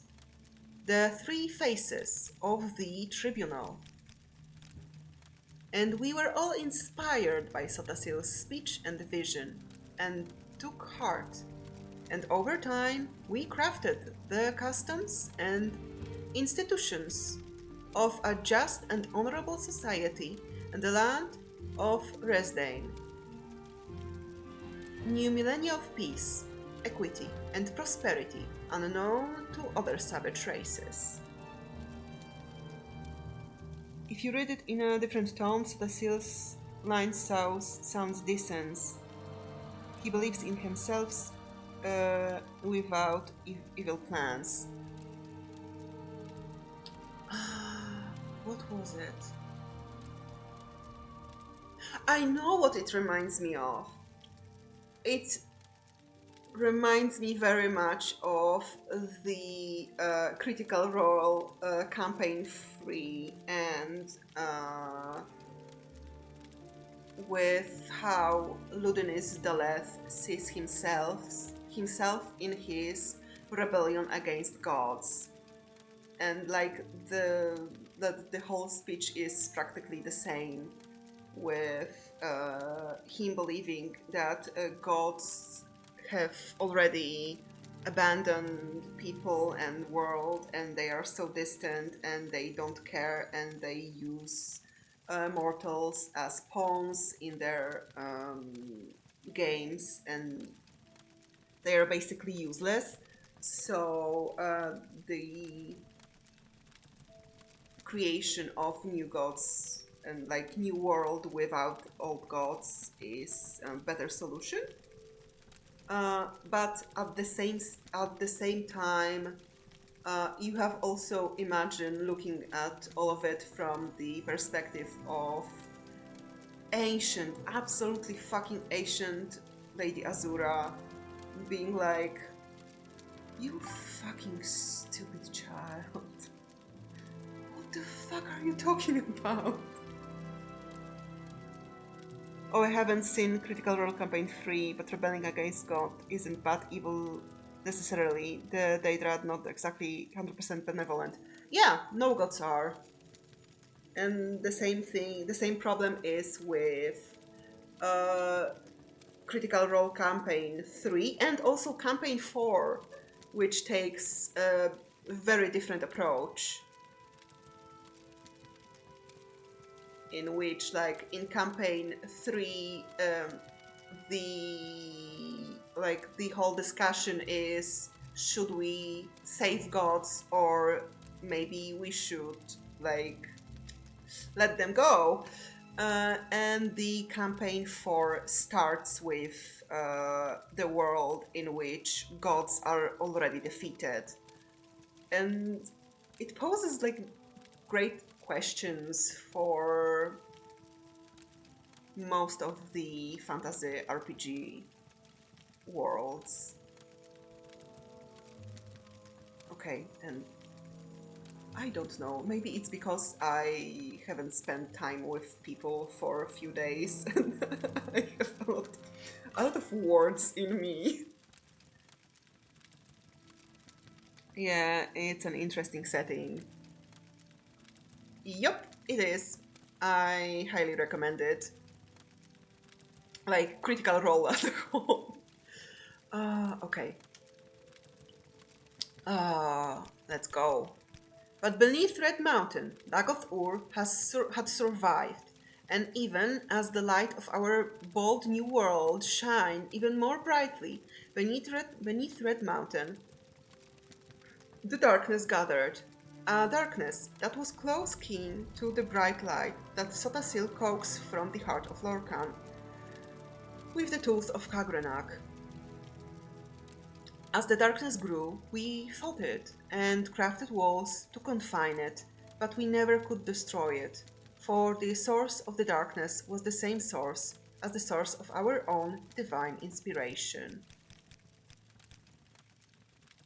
And these latter days of Morrowind, reduced to subjugated province of the Western Empire, as the glory of the temple fades, and the dark tide rises from Red Mountain, we are reminded of Azura and her promised champion's return. We have waited blind, in darkness, mere shadows drain of our urgent vision, in shame of our folly, and in fear of our judgment, and in hope of our deliverance. We do not know if the outlander claiming to fulfill the prophecies of the Nerevarine is our old companion Nerevar reborn, or a pawn of the Emperor, or a cat's paw of Azura, or simple twist of fate. But we insist you adhere to temple doctrine and conform to the structures dividing the Hieroglypha from the Apocrypha, and that you not speak that which must not be spoken openly. Act as a dutiful priest should,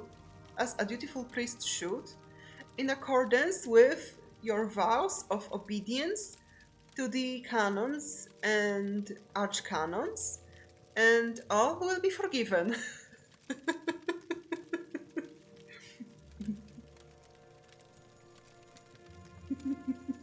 It's so funny.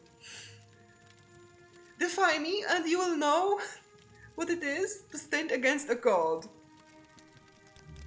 Vivek.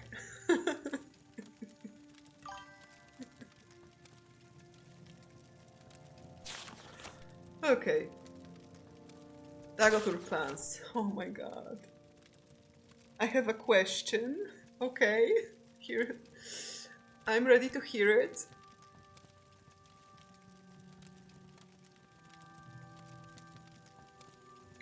Is something missing from this story?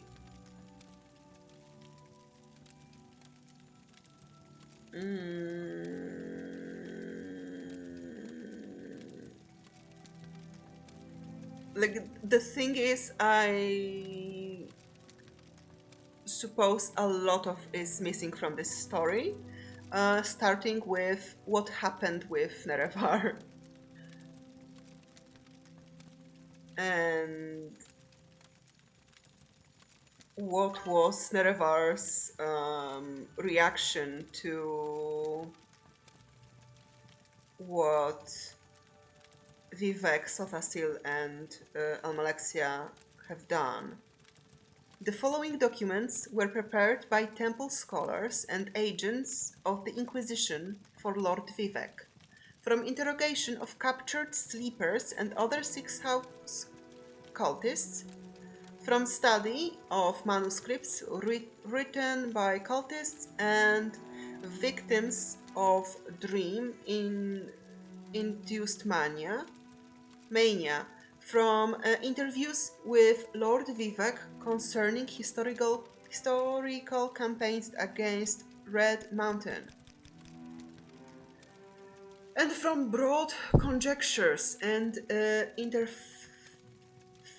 inferences made upon these materials.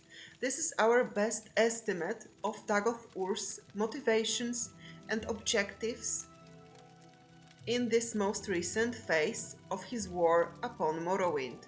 Basic objectives: establish a theocracy in Morrowind based on the worship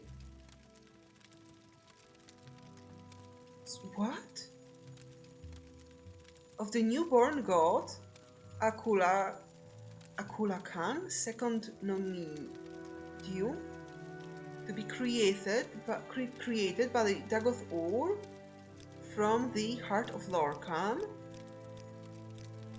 and a body constructed according to the principles and rituals pioneered by Dwemer Khagrenach, establishing the ancient heirs of House Dagoth as the god priests of Akula Khan, and the Sixth House of Dagothr as the dominant political power in Morrowind. Through charismatic conversion, unite the Dunmer under the guidance of Dagoth-Ur to battle against the foreign animals who hold Morrowind in subjection. Note: Dagoth-Ur has apparently adopted the views and motivations of the Dwemer High Craftlord Kagrenak. In effect, he recapitulates the ancient blasphemous folly of the Dwemer, expose the false worship of the tribunal and destroy ecclesiastical authority and political power of the temple. How much the dissident priests or the cult of the Nerevarine may be controlled or influenced by the Sixth House in this regard is open to speculation.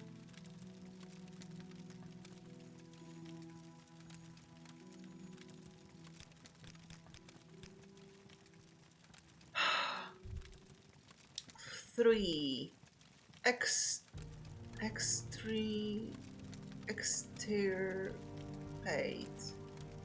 all remaining individuals of inferior and mongrel races from Morrowind. 4. Drive the Empire from Morrowind. 5. Recover ancient territories stolen by Skyrim and Argonia. 6. Extend the worship of Akula Khan to all nations of Tamriel through subversion and conquest.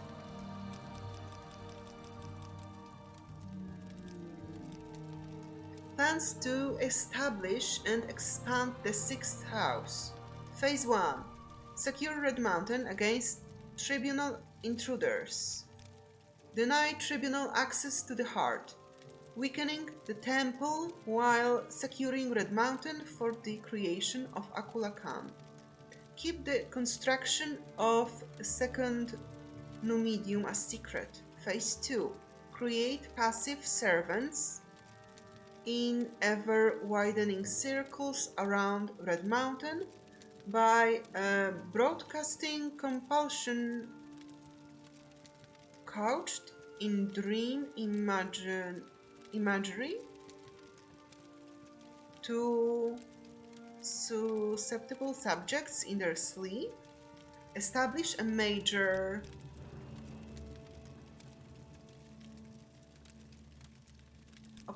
operational base at Kogorun for further operations in the Ash Wastes.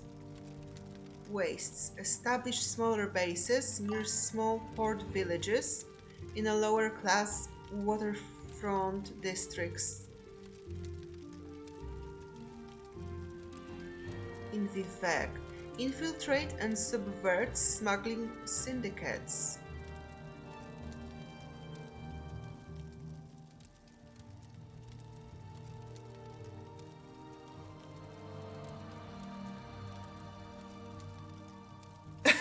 Send messages through dreams to people.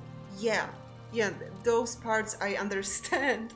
I just want try to remind myself what those dreams were that the main character had.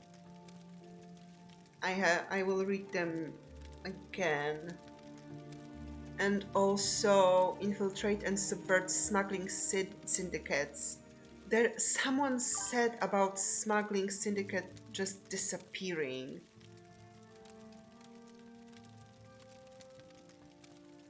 I don't remember who that was. Recruit willing followers from disaffected populations, including the underworld, the poor, and rabid anti-imperial activists. Phase 3. Expand from smaller bases to other towns and villages, and recruit and indoctrinate subjects made susceptible by dream sendings. Occupy abandoned towers and ruins, and train corrupted cultists as raiders and irregular troops. Identify, discredit, and decimate possible sources of political resistance. Phase 4. Use assassination and terror to weaken, distract, and disrupt the legions and the imperial bureaucracy, along with their Hlalus sympathizers. Inspire popular uprising of the native poor against foreign rich and powerful.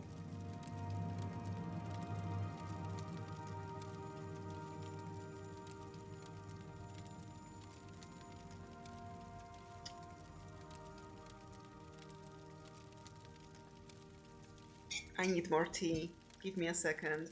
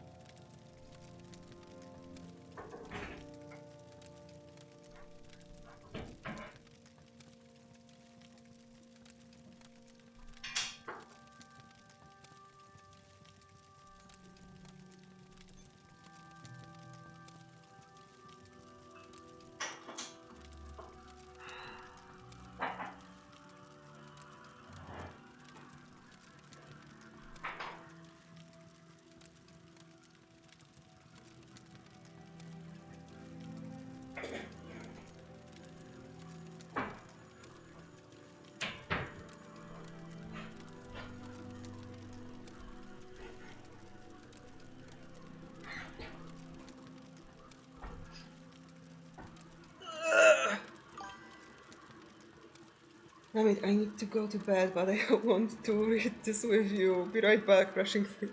Okay, I am back too. I am laughing a bit because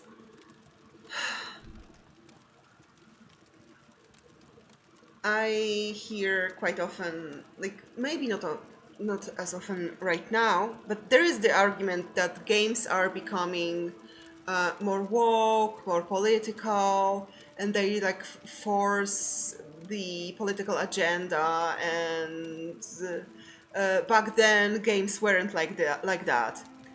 Meanwhile, there is this document which is basically face like point by point the how to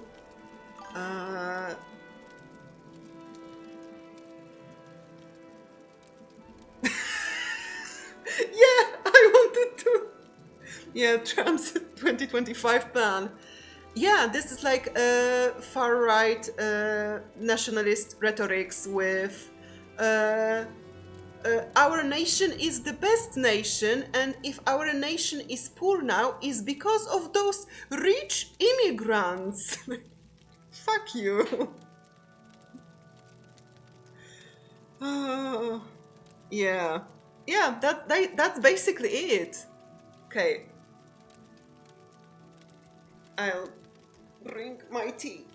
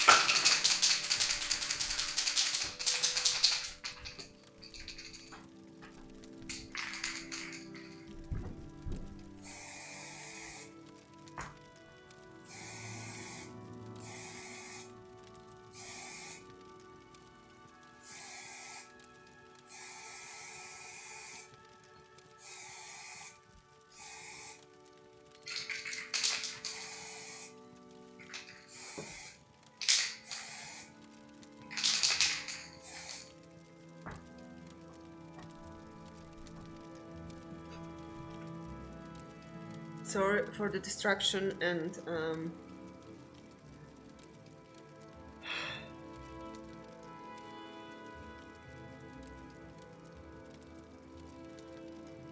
the mod did not like that. Don't ban me. I was just just quoting the game. Yeah. Yeah. No, this has nothing to do with any kind of politics. I have never seen that in real life. Not even once.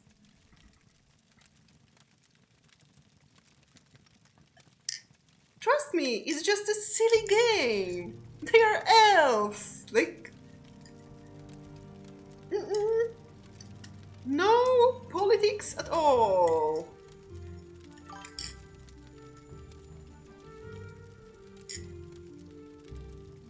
I will stay for this scroll and after that I must sleep. There's so much to read. Okay.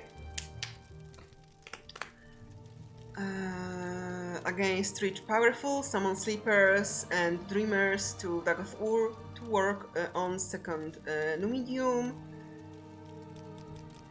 Interfering Dagoth Ur's perspectives. Dagoth Ur thinks on a large time scale, for the most part, in the outside of time scale of the divine consciousness.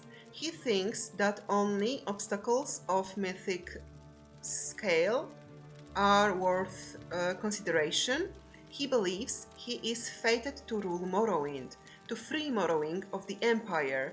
Yeah, you know, this bad empire that told the Morrowind people that other people are people too, so maybe don't kill them. And to become the new heart-loving father of Morrowind. Given that perspective, the only opposing forces of Dagoth Ur worries about are the Tribunal, the Daedra, the Emperor, and the Incarnate. With the Tribunal's loss of Sander and Kinning, and with the diminishing resources of Vivek, Almalexia, and Sodasil, Dagoth Ur believes he has permanently gained the decisive strategic advantage. On a mortal timescale, the battle may last for centuries, but the outcome is not in doubt, and Akula Khan may be a device for dramatically reducing the timescale for a decisive victory. But the Empire is also forcing their religion on Morrowind. Sure.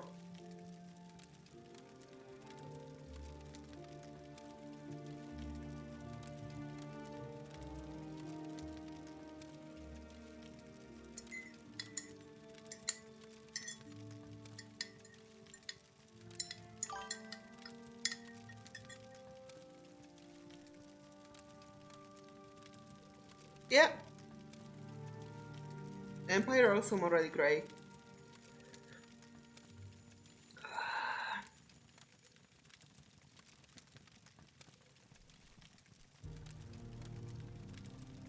Also with the question if for sure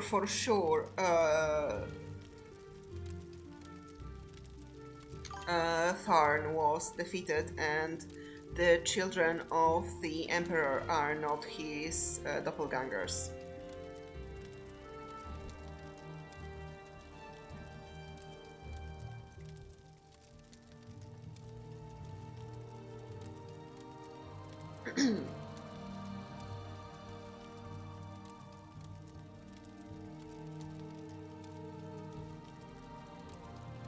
The only thing I know about the Empire is that Tharn, hot. That's my conclusion after playing Arena. Never mind, let's go. The myth of dynamic invincibility of the Emperor And the empire has long been an unquantifiable and in. But recent rumors of unrest in Cyrodiil, of the Emperor's failing health, and the unsettled question. Oh, yeah, exactly. Unsettled question of the succession have diminished the scale of that threat. Nonetheless, the revelation that Nerevarine is a pawn of the Imperial intelligence, handpicked and sent to Morrowind by the Emperor itself, may cause Dagoth Ur considerable anxiety. The Daedra represent no coherent obstacle to Dagoth Ur. Nonetheless, their personal abilities and their influence upon their fanatic followers is considerable. Their motives and actions obscure, and Dagoth Ur remains concerned about them. Why should Daedra interfere? Why? Why now? Like, you said to Lady Azura, yeah, fuck you! And now you wait for Mommy Azura to come back and save you? Stupid, stupid Vivek.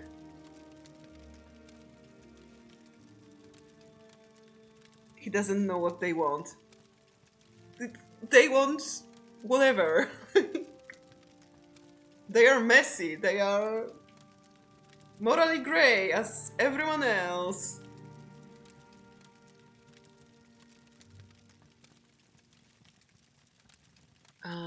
The Incarnate represents Saint Nerevar, a mythic force that has previously defeated Dagoth Ur, and Dagoth Ur is obsessed with this threat. Can we do enemies to lovers to enemies, like with Tharn, please? And Dagoth Ur is obsessed with this threat. At the same time, Dagoth Ur knew Nerevar personally, knew that he was a mortal man with faults and weaknesses. Dagoth Ur may have some hope of seducing or negotiating.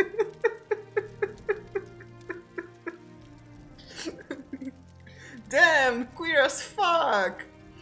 Or negotiating Nerevar's reincarnation. Further, when Nerevar and the Tribunal defeated Dagoth Ur, they were strong and allied. Now the Nerevarine and the Tribunal are weak, opposed and divided. Therefore, though the Nerevarine and the Tribunal represent most serious threat to Dagoth Ur's plans, he still has good reason to believe that this time he will prevail. A recent timescale of Dagoth Ur's activities. Much of the following timescale is based on interference from incomplete information. Before Second Era 882, Dagoth Ur and his kin lie dreaming beneath the seals of Red Mountain. Second Era 882, Dagoth Ur and his ash vampires awake, refreshed, and emerge from lower Red Mountain into the Heart Chamber. Dagoth Ur ritually binds himself and his brethren to as Heart rites. Heart weeks? In the ritual of his own devising, first stages of construction of Second Numidium, conceived during the long sleep, are begun by Heart weeks and Atronach constructs in a chamber near the heart of Lorkhan. Keeping the Second Numidium project a secret from the Tribunal is a high priority. Second Era 882, the Tribunal arrive at the Red Mountain, so they're pretty fast. For their annual ritual, bathing in the heart's power. Dagoth Ur and Ash vampires ambush the Tribunal. The tribunes are driven away and prevented from restoring themselves with Kagrenak's tools at the heart of Lorkhan. Second Era 882 to Third Era 417. Intermittent Tribunal campaigns assault Red Mountain. So the Tribunal must refresh their power. I forgot about that part.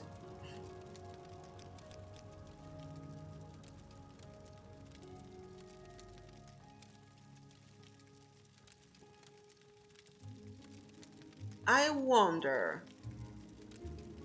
why haven't they stayed in Red Mountain? Because then they would have access to the bathing power of Heart of Lorkhan all the time. Meanwhile, they left Dagoth Ur there. Okay, let's keep going.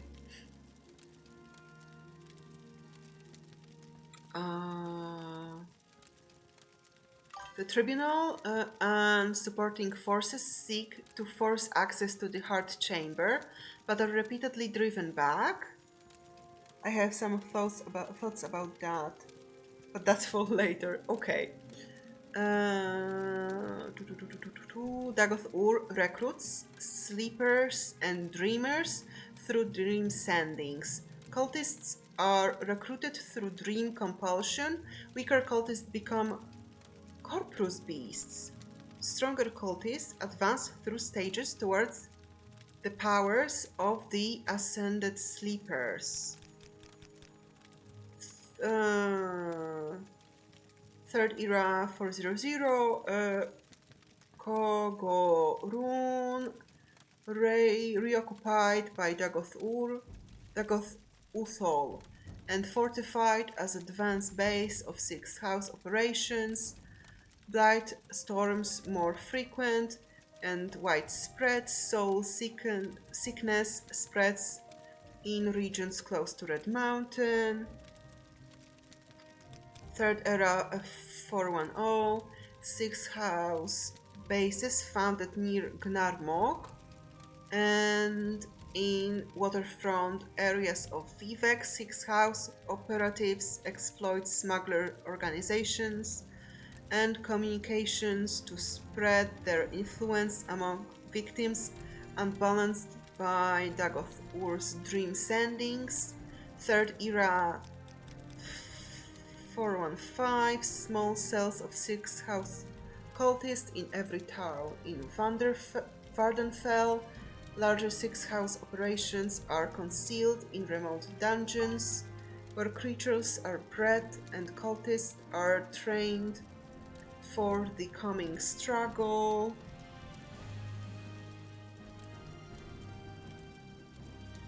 Concern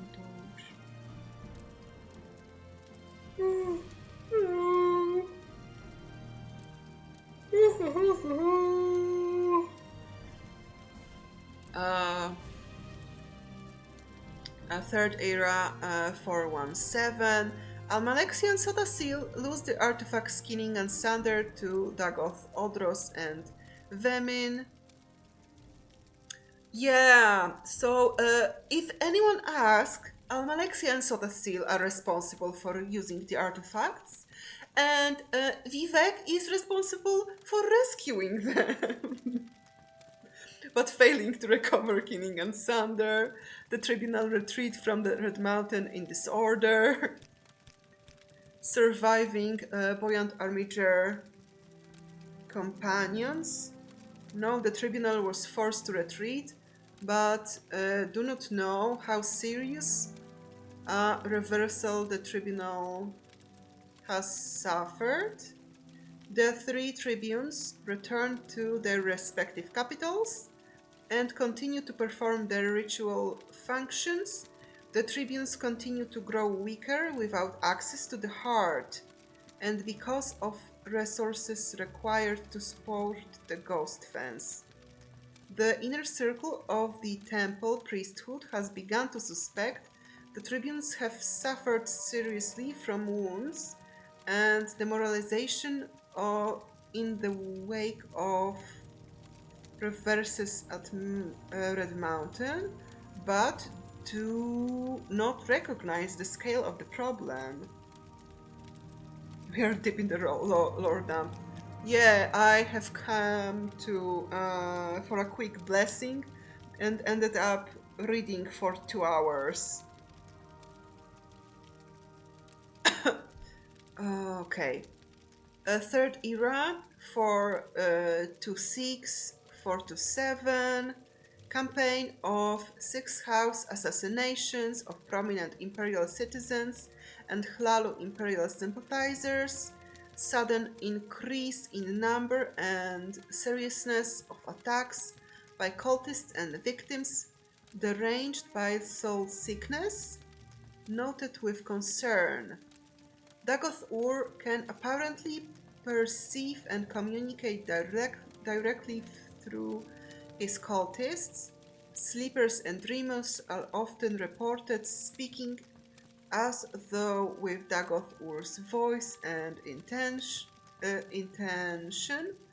Little is known about the features, scale and stage of a complexion of Akulakan, second Numidium.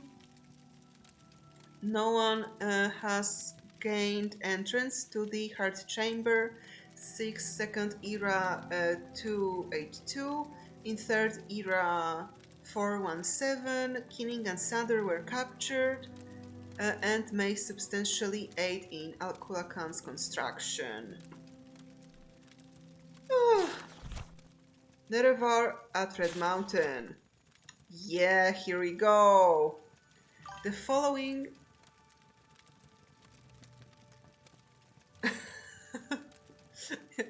how much is it?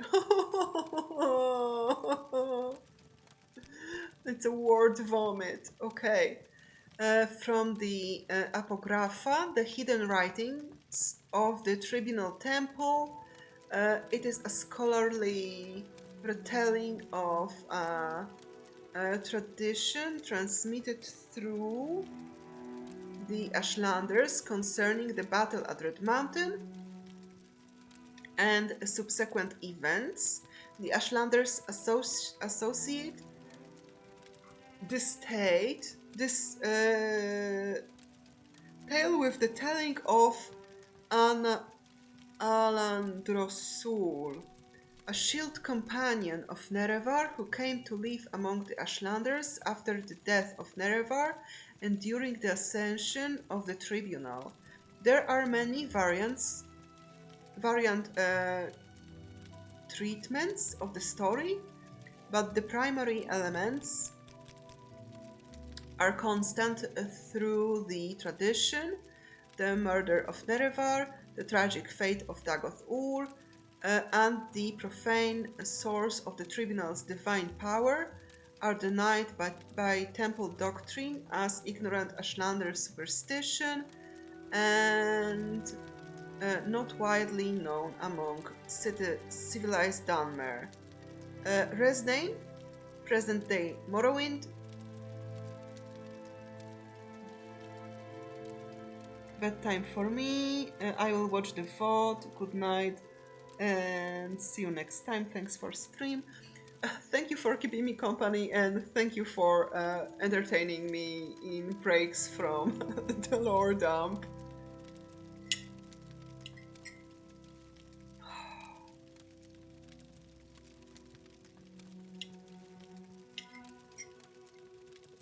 Was contested ground between two very different types of mer, the Chimer who worship Daedra and the Dwemer who worship a profane and sacred power.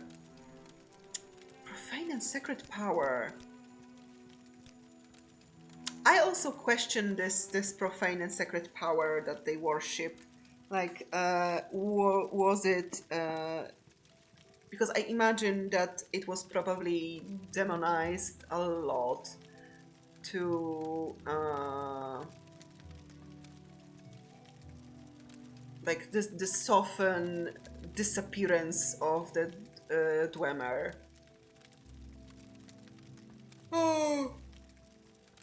These two people warred with each other constantly until their lands were invaded by a young, vibrant, and violent alien culture, the Nords.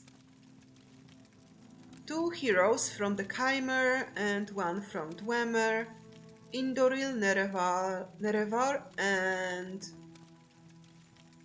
Dumak Dwarf Orc, made peace between their people and together ousted the alien invaders. Then these two heroes worked along and had to maintain that peace. Thereafter, though their counselors thought it could not last, or worse, that it shouldn't.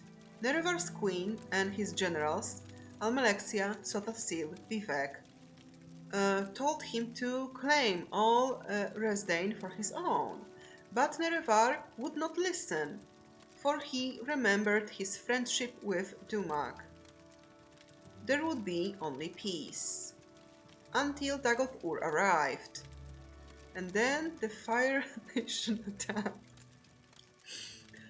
House Dagoth had discovered the source of the profane secret power of the Dwemer, the legendary Heart of Lorkhan, which Dumak's people had used to make themselves immortal and beyond the measure of the gods.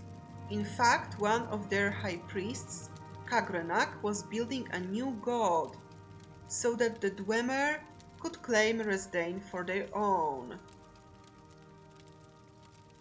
Are you sure about that? Are you sure about that? Are you sure about that? Or are you just telling that?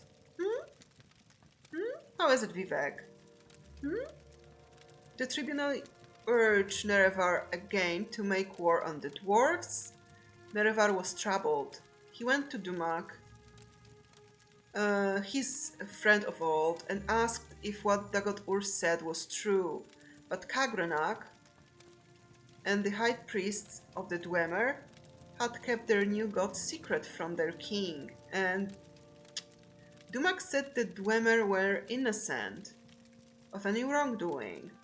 Nerevar was troubled again and made pilgrimage to Holamayan, the sacred temple of Azura, confirmed that all that Dagoth-Ur said was indeed true, and that the new god of the Dwemer should be destroyed for the safety of not only Resdain, but for the whole world.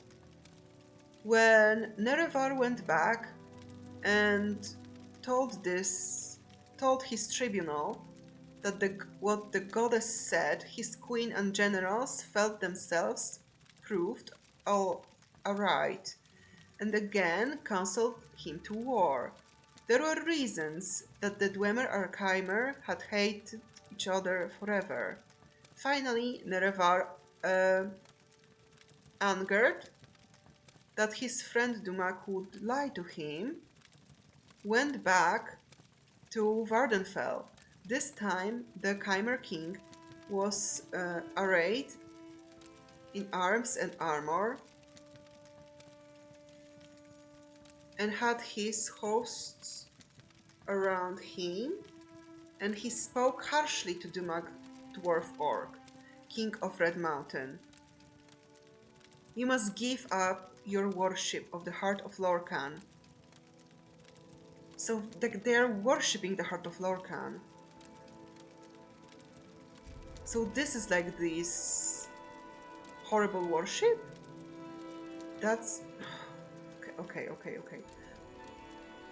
or I shall forget our friendship and the deeds that were accomplished in its name.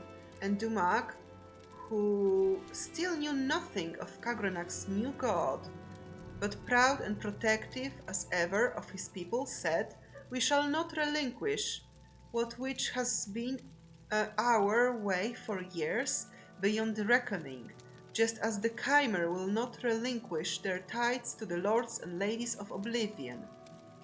And to come at my door in this way, arrayed in arms and armor, and with your host around you, tells me you have already forgotten our friendship. Stand down, my sweet Nerevar."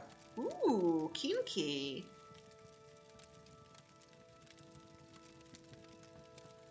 I ship them.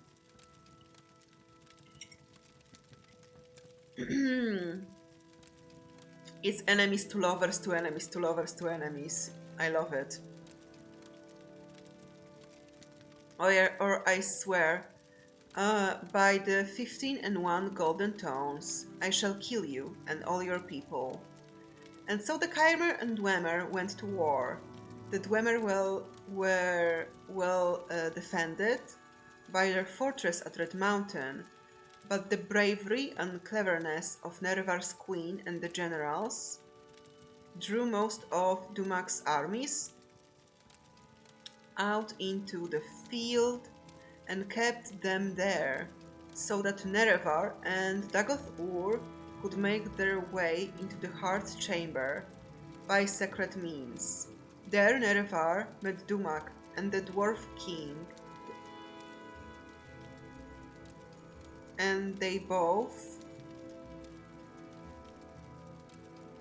fell from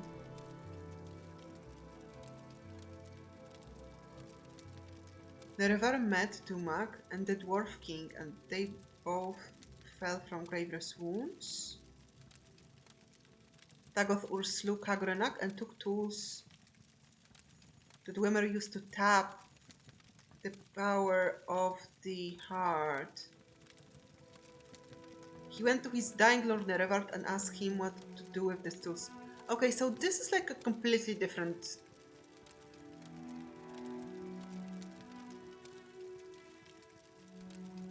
Yeah, because wasn't it like Nerevar who went to...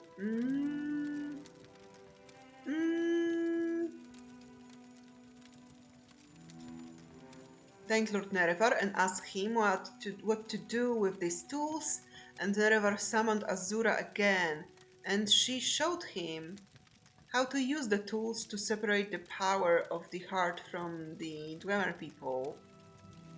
And on the fields, the tribunal and their armies watched as the Dwemer turned into dust all around them, as their stolen immortality was taken away. Back in Red Mountain, Nerevar told Dagoth-Ur to protect the tools and the heart chamber until he returned. Dagoth-Ur said, "But shouldn't we destroy these tools at once, so that they might never be used for evil again?" But Nerevar was confused by his wounds and his sorrow, for he still loved Dumak and the Dwemer people, and so went to the fields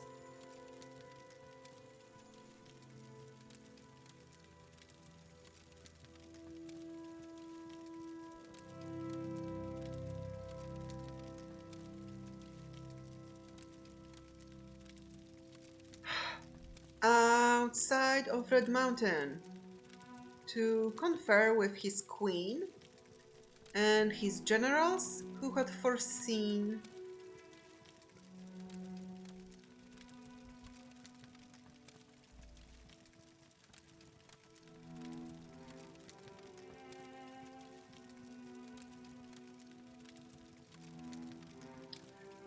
that this war would come, and whose tribunal, at whose council he would not ignore again.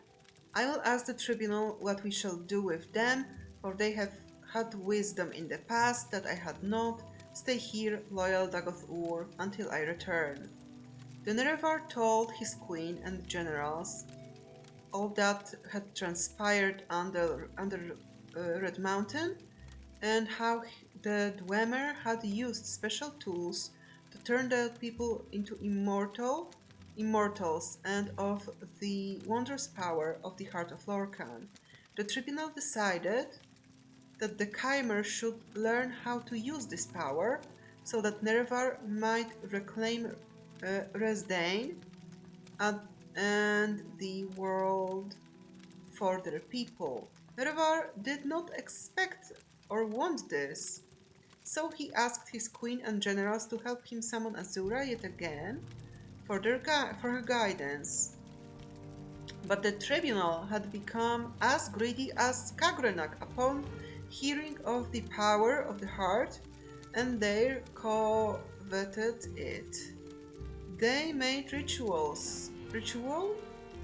As if to summon Azura, as Nerevar wanted, but Almalexia used poisoned candles, and Sotasil used poisoned robes, and Vivek used poisoned invocations.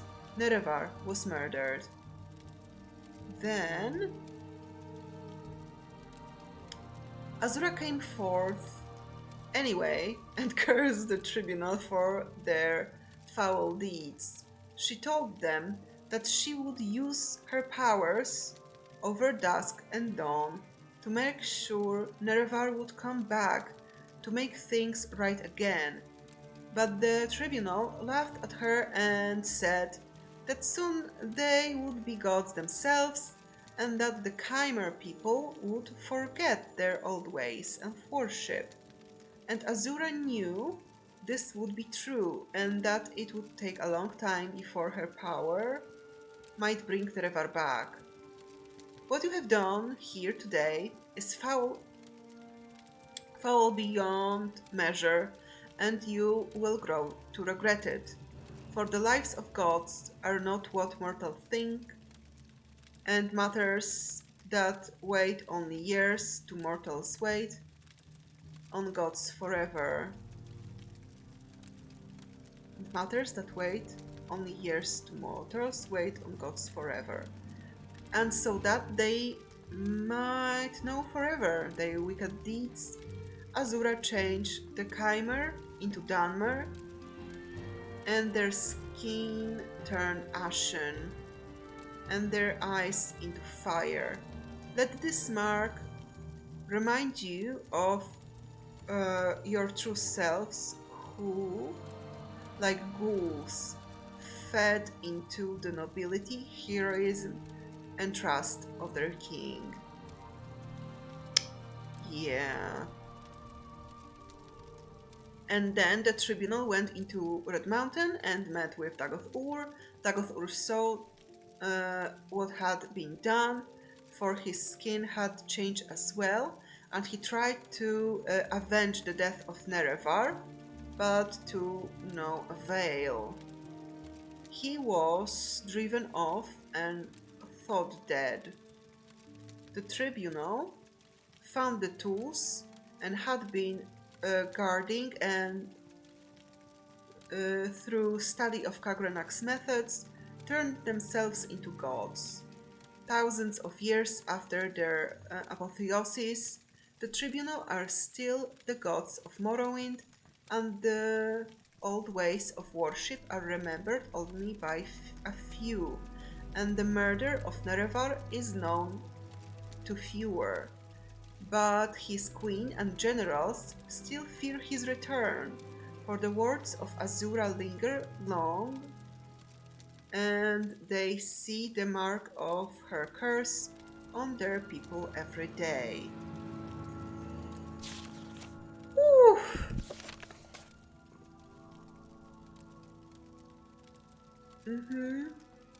Options. Sleepers awake. I spoke with one who called himself a sleeper. I had a disturbing dream. I can only recall one part. A tall figure with a golden mask led me among the dead. as through a wedding celebration. I had heard many voices, but no lips moved. I strained to breathe, but my chest didn't move. The tall figure spoke with each figure as he passed among them, laughing and joking, as if they were alive, but they made no reply. I tried to cry out, but without breath, my tongue fluttered in vain.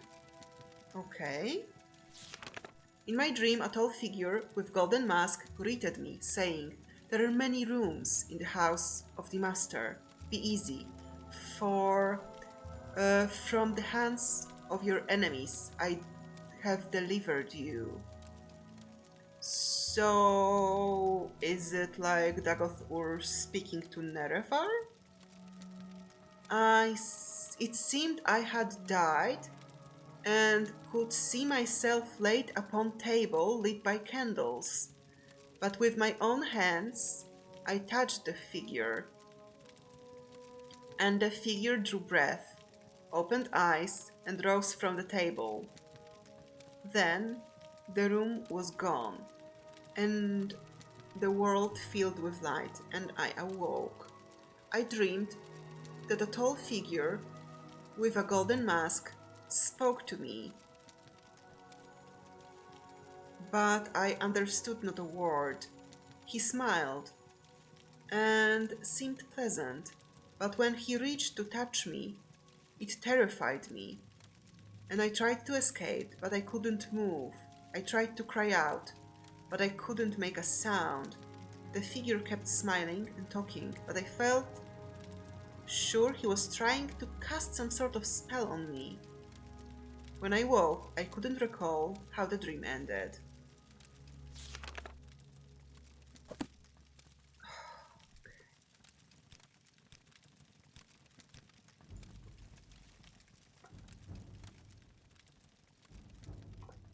Hello?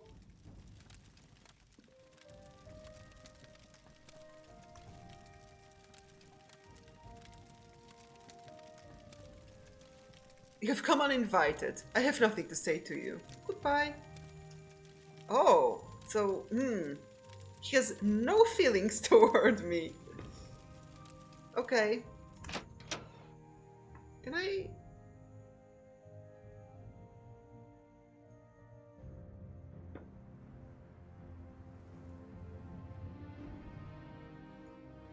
Is it here? Oh, so it was just here. Okay. Would you like to leave a donation of 100 gold and ask for a blessing? Here Vivek showed his generosity by filling the gentle waters of the palace with gold for the poor and destitute destructive Vivek City. Okay, now, yes. Next one, more reading. Okay, next one, please. Moon Palace, the Puzzle Canal, the Shrine of Courtesy. In the battle with Mehrunes Dagon, Vivek gave his own silver long sword to the Daedra Lord rather than dishonor himself by fighting an unarmored foe. This so impressed the Tremora, the most honorable and chivalrous of Mehrunes Dagon's Daedric servants, that they now share a bond of respect and courtesy with the followers of Tribunal, though we must never forget that they are our enemies. Oh, come on! Come on! The Shrine of Courtesy is found in the heart of the Puzzle Canal, a labyrinth beneath Lord Vivek's palace in the city of Vivek. The journey through the Puzzle Canal can be confusing, and it is suggested that among pilgrims carries Scroll of Almsivi intervention in case they get lost. The Dremora cast is found in the center of Puzzle Canal and will accept a plain silver longsword. If spoken with courtesy, after crust accept the sword, pilgrims must read the inscription on the triolith. Okay, so I have to find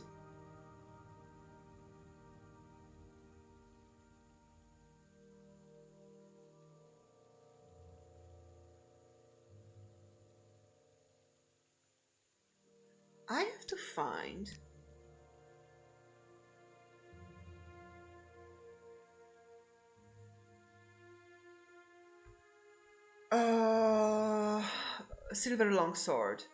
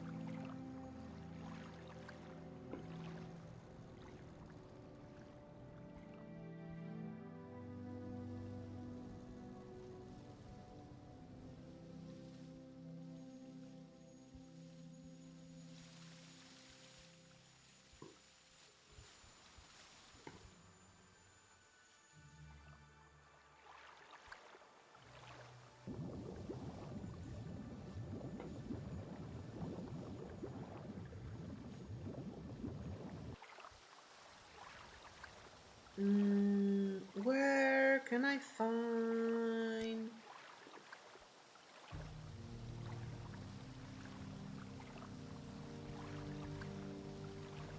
Okay. How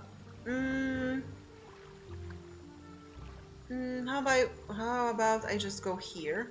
I will explore this part a bit, and if I am lucky,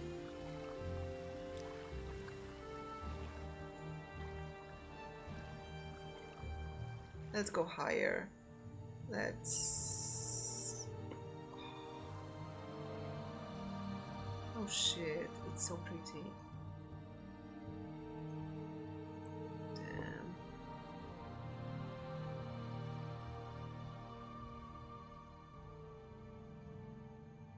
What do we have here?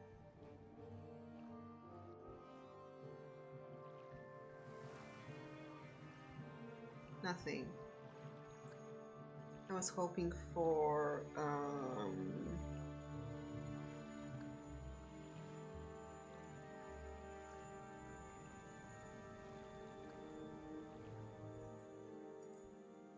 any kind of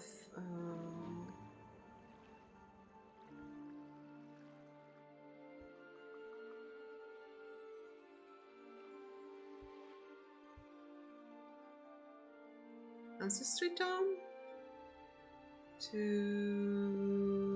hopefully find. Don't hiss at me.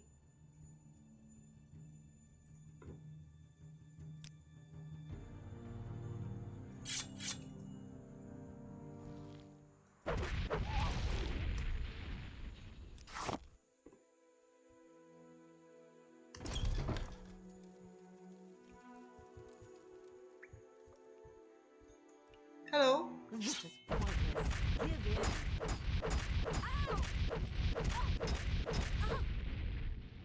Do you have silver sword?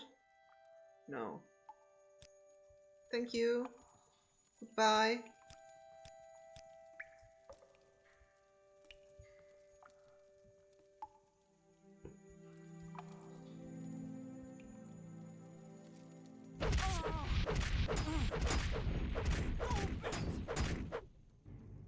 You are stupid. Steel dagger.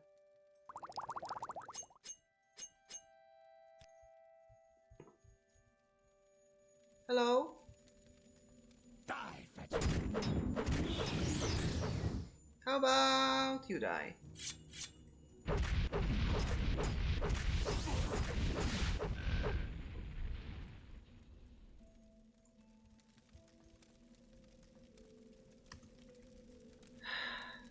Headstone. Fortify endurance. Okay. Come on, roll. I don't want to leave you naked. Here. Scroll. Take. Here. No silver sword. Useless. Trapped. Fuck. No. Dwarven halberd. Prevention. Jama soldier. Okay, here. No. Here. Yes. Here. No.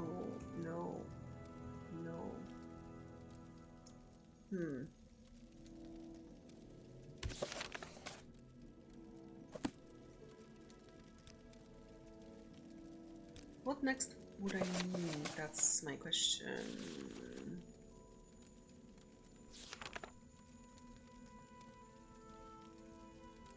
The sword. The Mask of Vivek, Shrine of Justice. Near the altar is Vivek's Ash Mask. In the days of fire, when Dagoth Ur first crept back into Red Mountain and awakened it, Vivek led refugees here as they fled the Ash and Blight. Weary, they rested here a while. When Vivek awoke, he found himself and all of his followers encased in casts of grey ash, frozen like sleeping statue, and unable to free himself or help his people. Vivek was filled with despair. Vivek's tears weakened the ash casts. He tore the ash from his perished followers, breathed life into their lungs, and cured them of the blight. This is Vivek's heroism. His tender heart provides strength when his might fails. The Shrine of Justice is guarded within Nisis Temple in the village of Nisis, northwest by road from the town of Aldrun. When you address the shrine, it is customary to leave a potion of cure common disease. As a token of your respect for justice, suitable potions may be purchased from temple. Homemade potions are not acceptable. Coal Cave, the Shrine of Valor. Within the Coal Cave, Vivek fought a battle with Radiman, the father of Drought. Can I meet him? Maybe? Can I? When he defeated Radiman, Vivek spared his life on the condition that Radiman and his children would give up their thought hides to serve as armor for the Dunmer. The Shrine of Valor is inside the Coal cavern on the seacoast west of the ancient stronghold Berandas, and south of Nisis. The cave mouth faces south towards the sea and is marked by a large natural arch of stone. The region is wilderness, and finding the cave mouth can be difficult. Droth within the cave itself are fearsome enemies. Only experienced and capable adventurers should attempt to reenact the epic battle with the Droth in the cave. Droth wax may be bought at the temple in Nisis. When you address the shrine, it is customary to leave a portion of Droth wax as a token of Vivek's victorious struggle with Radiman. The Ghost Fence. the Shrine of Pride. The ghost fence is a lasting symbol of the indomitable will and power of CV.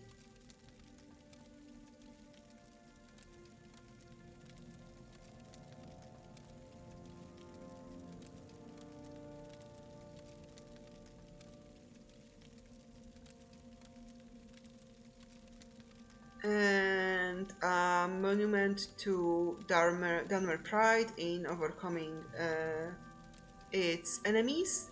The Shrine of Pride is found within the Ghost Fence, just northeast of the Ghost Gate itself.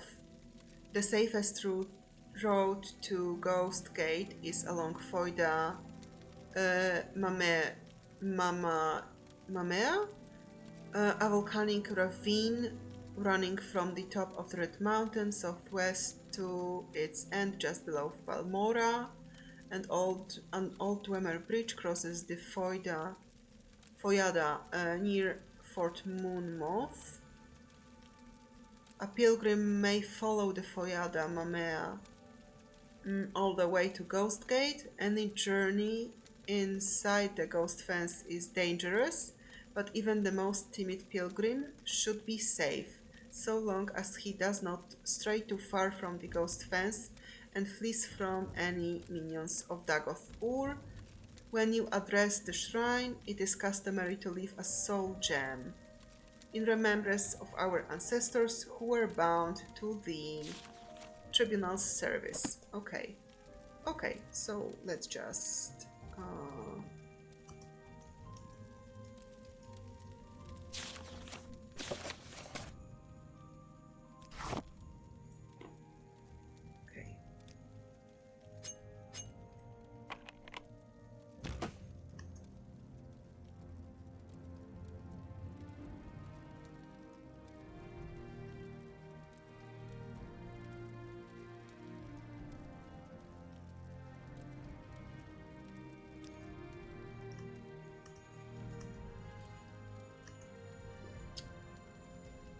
Okay. Here.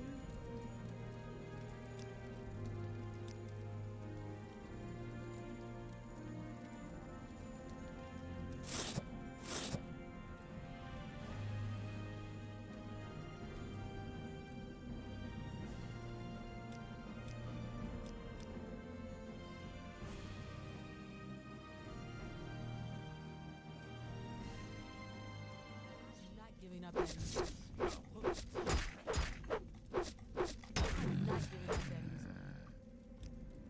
Ooh.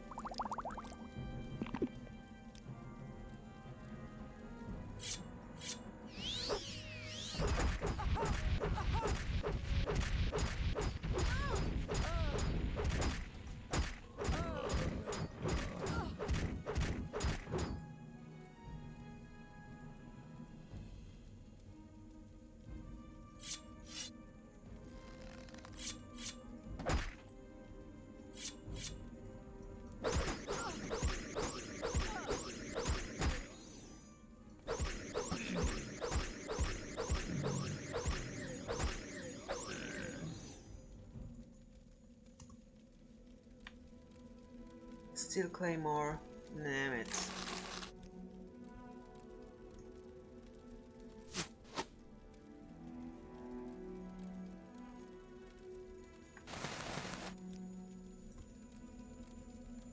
Silver Longsword. Fuck yeah.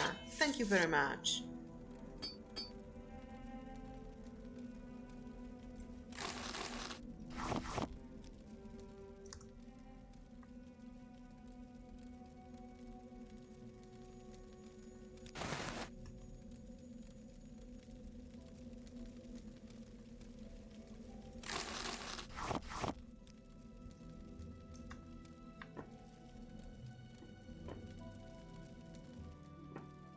I'm so smart. Divine intervention. No, no, no. Let's just take this.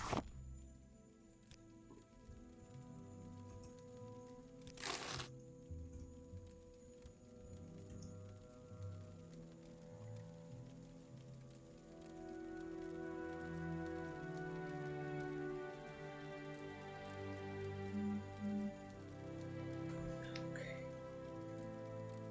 Give me a second because oh my god.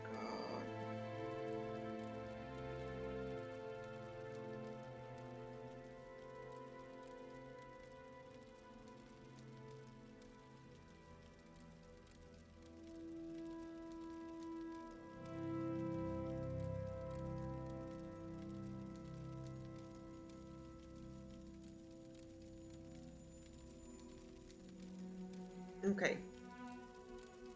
I have just received instructions for my job, but I'm not working tomorrow, so they are not for me. Ah, okay.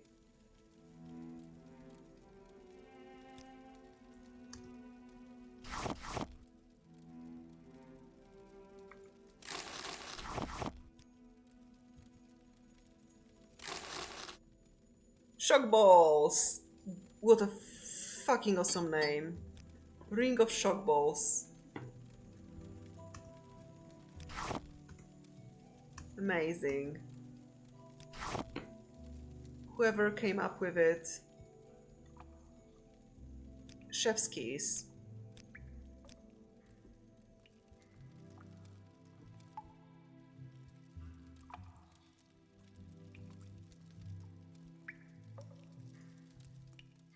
Oh.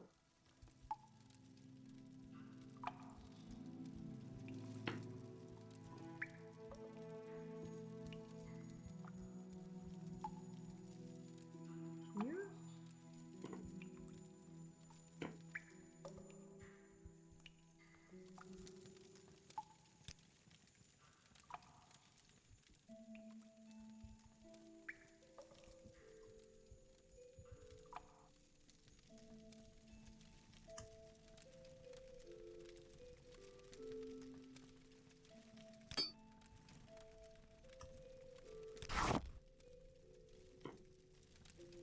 This is the end of you, Swit!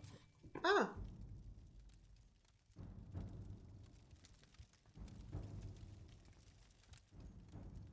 Now you try!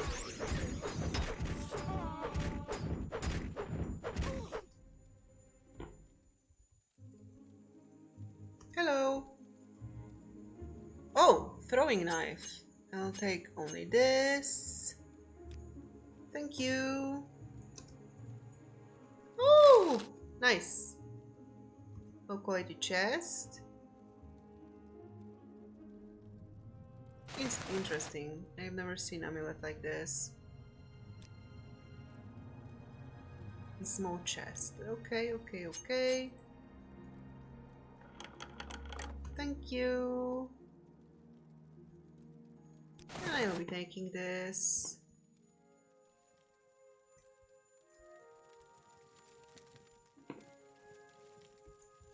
And now I can go with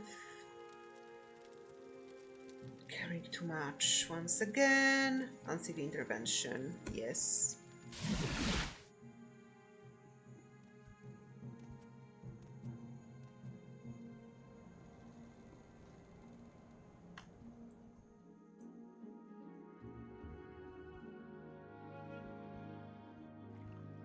Because here, next.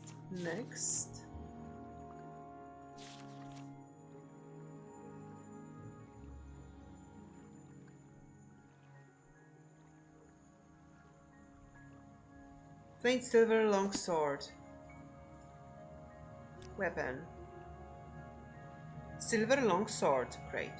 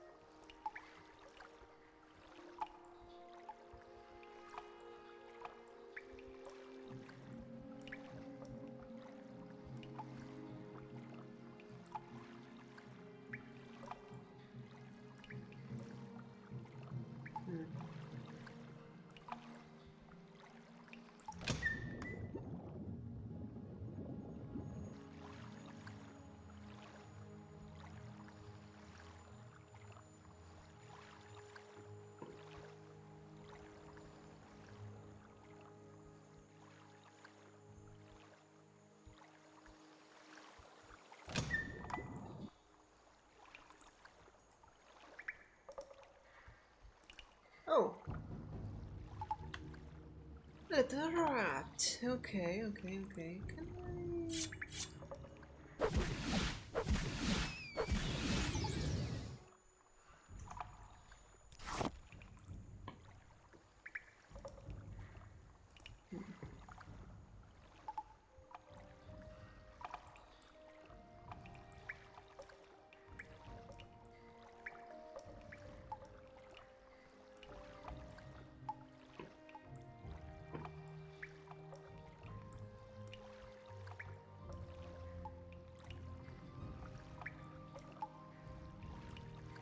Where am I supposed to go here?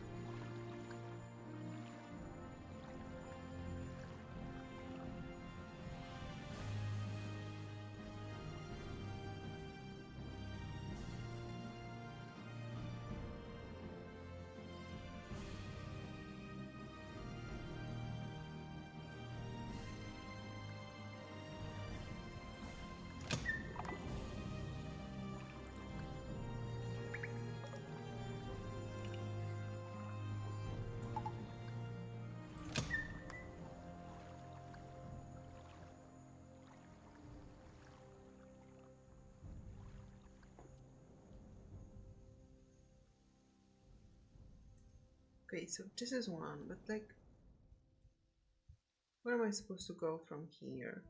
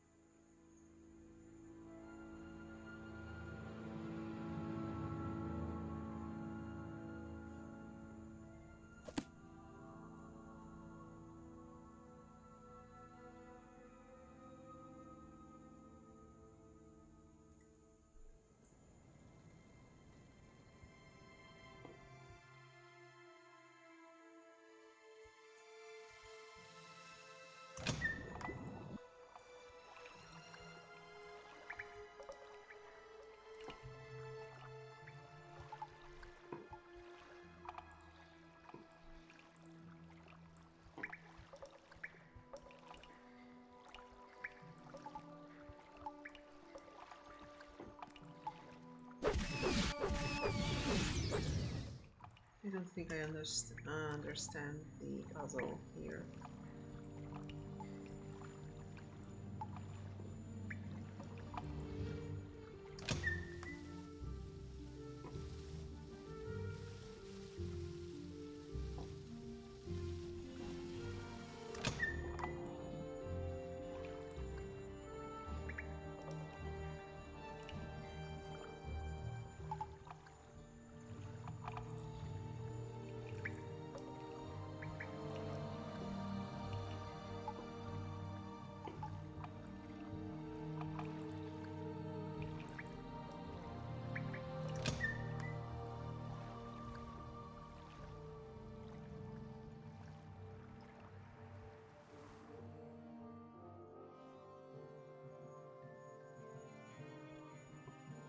Okay, wait, so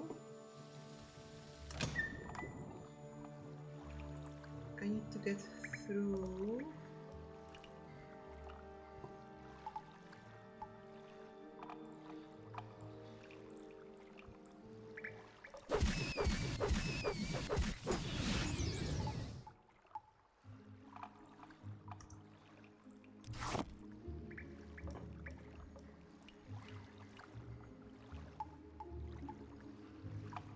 That's great.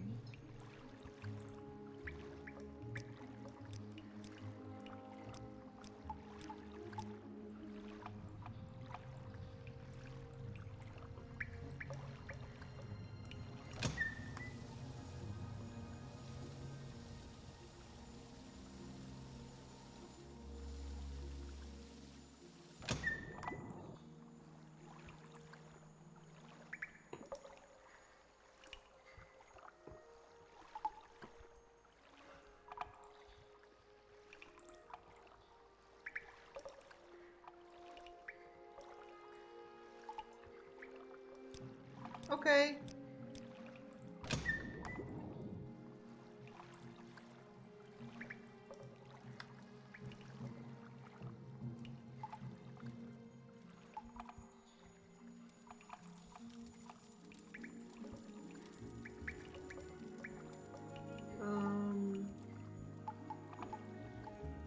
There should be a hot guy here.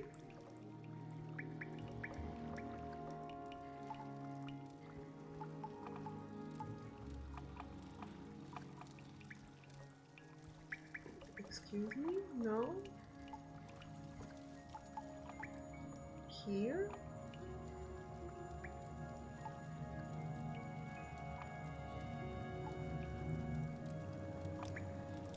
Okay, let's not make a mistake. Okay.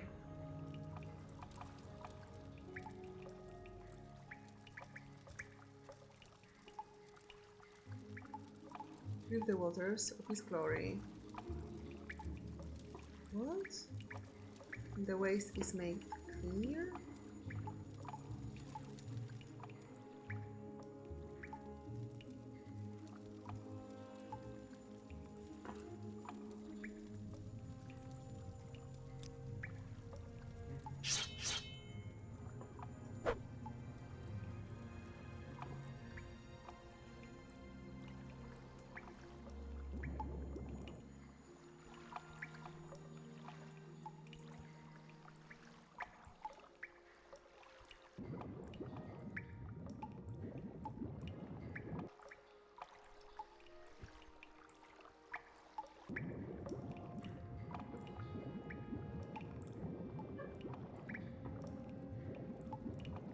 Not sure what you want from me.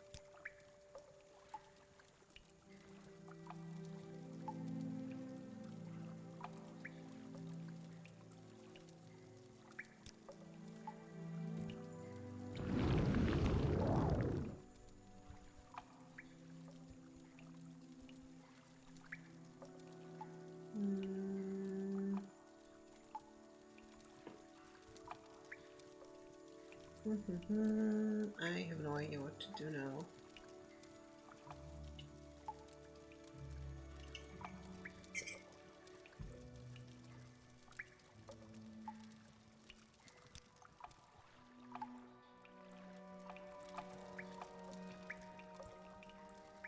Let's try again. Breathe the waters of his glory. Okay. Let's try it. Damn it, it's so late in the night.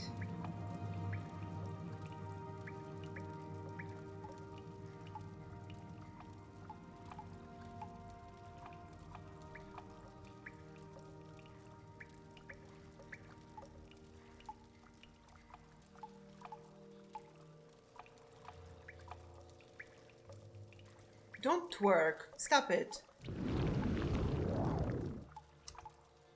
Breathe the waters of his glory.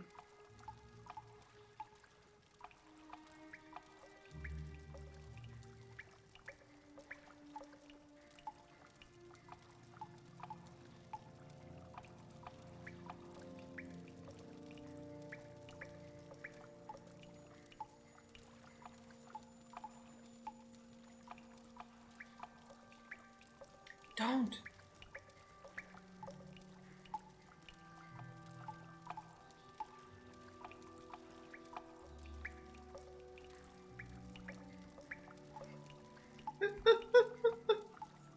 Okay, okay.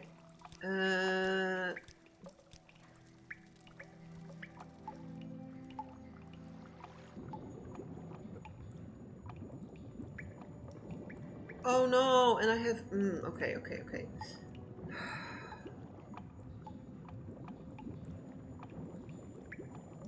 I have done this. Let's use this second. Do I have approach? Maybe not.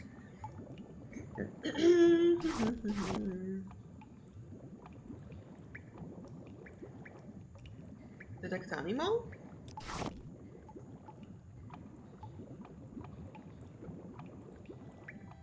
Okay, this is...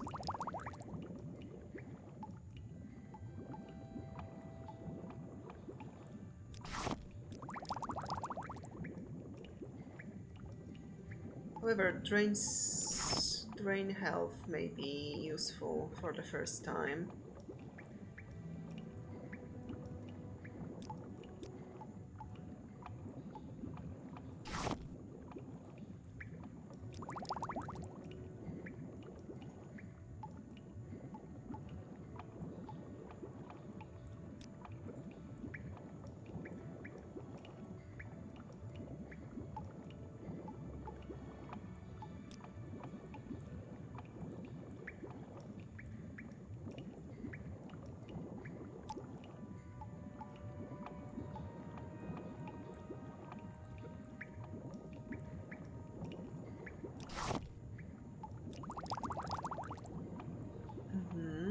Feather? Do we have anything with feather? Yes. What else can we do? Shiam, detect keen.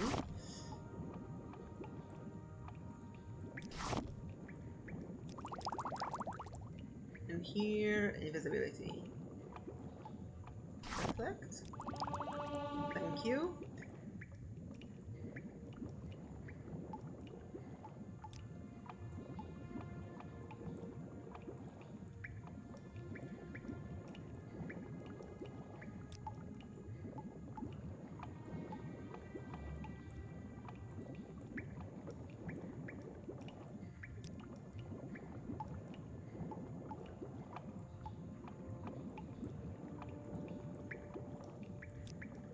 Okay.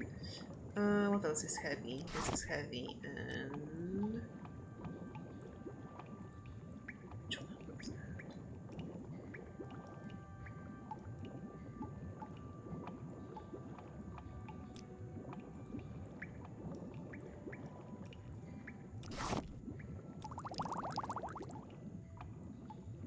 Restore magic.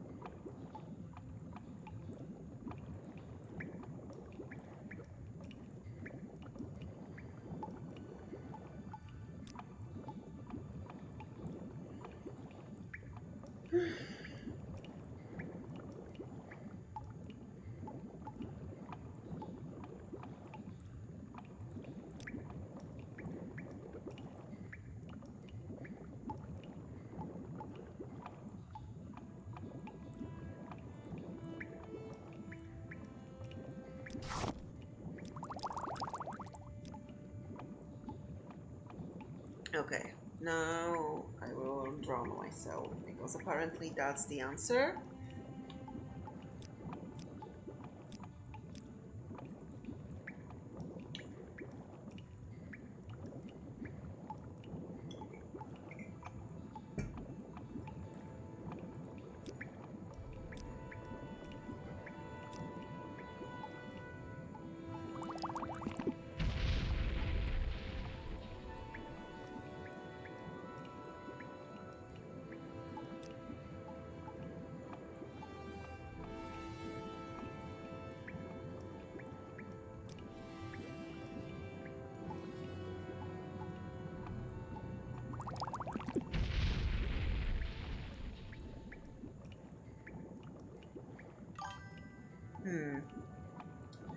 Well.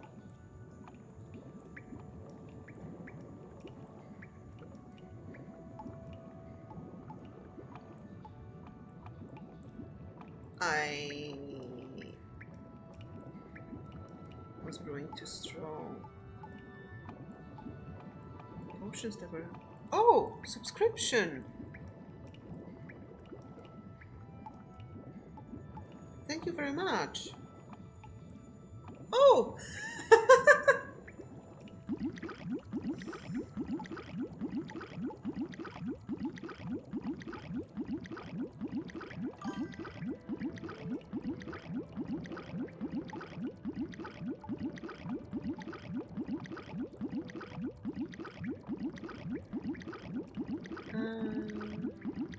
Oh, it's Commander Jeep. Hello. I'm dying.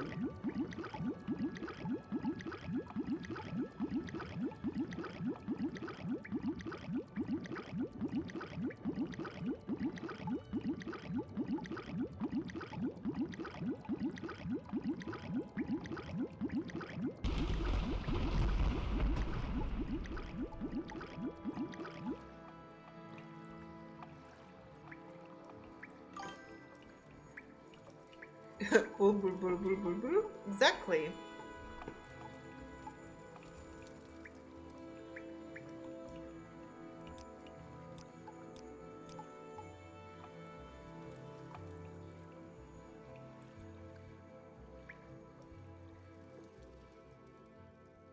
Ooh, hi.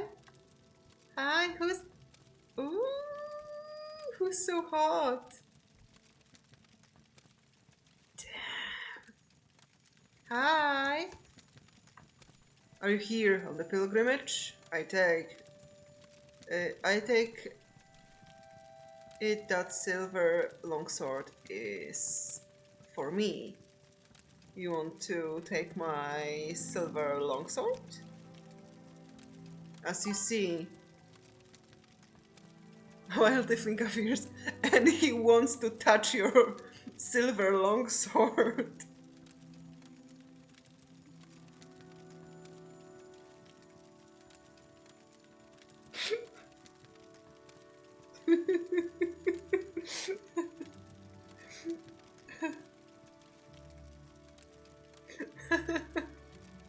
It's a very long and very silver.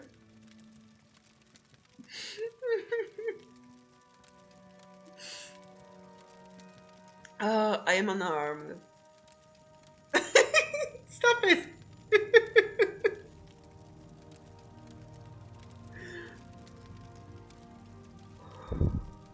And it's shiny.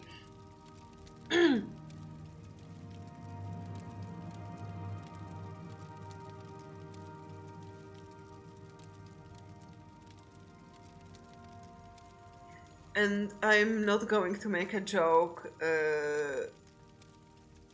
for the Polish translation for sheath.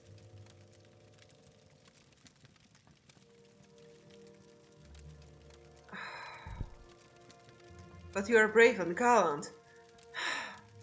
Will you give me your longsword so that I may stand a chance against your might? Yeah, here you go. Yes, I accept this sword. Thank you, Adres Mevari. You have the grace of courtesy. You should read the inscription on the shrine to complete your pilgrimage. Can we go on a date now or something? Can I hold your hand? Oh, I forgot I'm flying.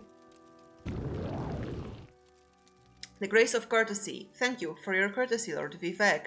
I shall speak neither hurtful nor harsh word, but shall speak respectfully, even of my enemies, for temperate words may turn... Temperate words may turn... something. A sword exchange must be a euphemism. Can I Can I open it? Fuck! Never mind. Where is the next one?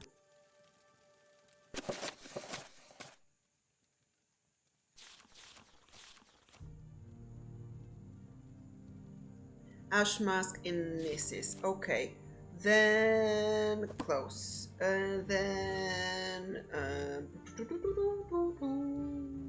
Swift swim. Interesting, interesting. I want to go to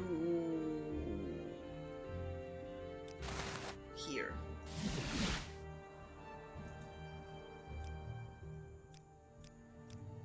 Yes.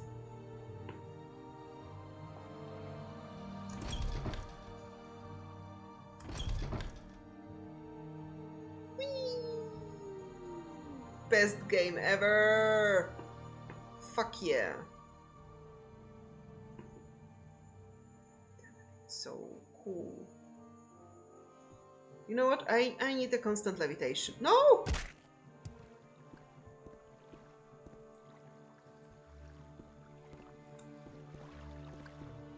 I need a constant levitation spell. What was that? I said that I need a constant levitation spell.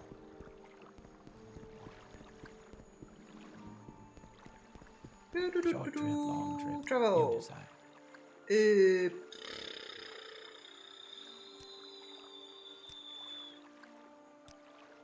Nieces were somewhere. Nieces. So Balmora? Travel? Or maybe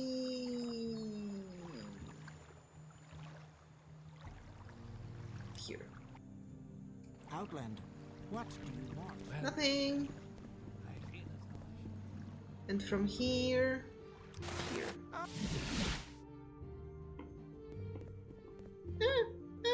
I'm lost.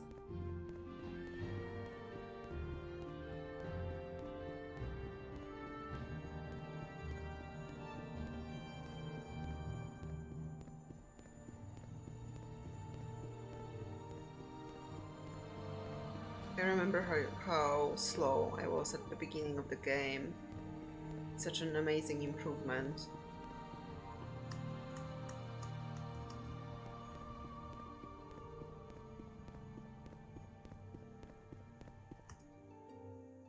Travel. Mrs.? No, fuck. Aldrun, maybe? Will it help me? Hello? Travel? Yes. We make a special trip just for you. Same low price. Oh. Fuck.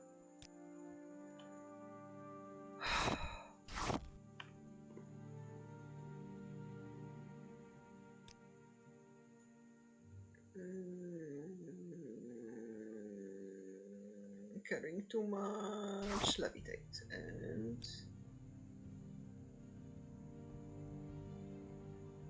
where is it? Here. And here I have rat meat. Paralyze and cure poison.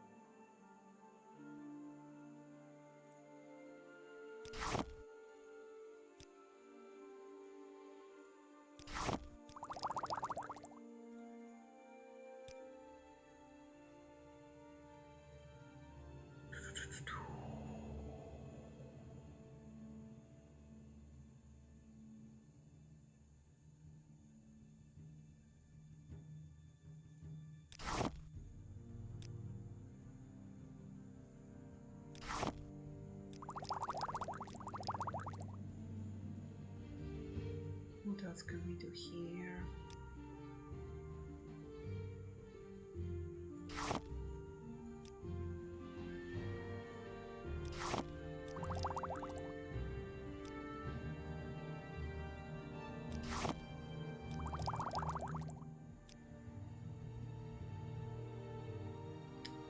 Restore health, please.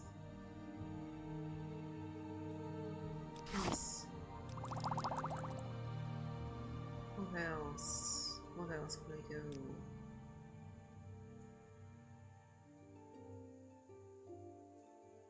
Water, walking, water, breathing.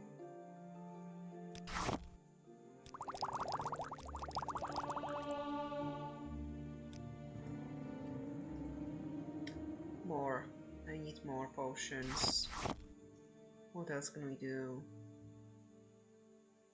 This. Reflect? Do we have reflect? Dispel.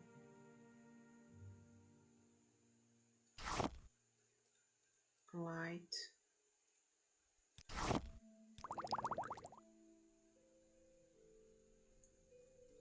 What else?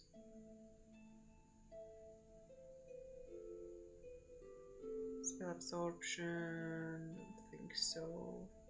Cure paralyzation, there was something like this. Here?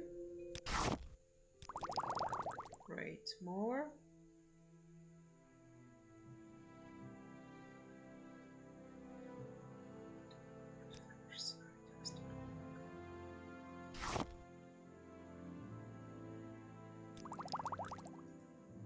Great.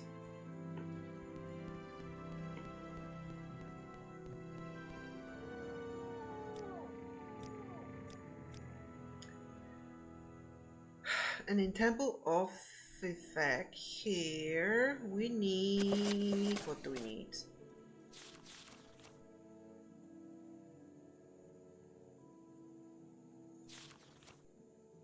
Okay, okay.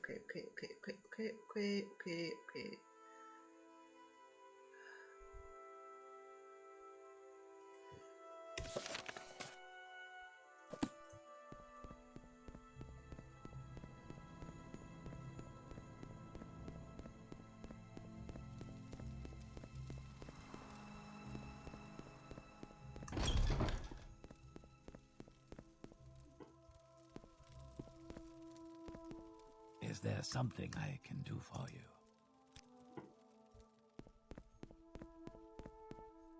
Egg.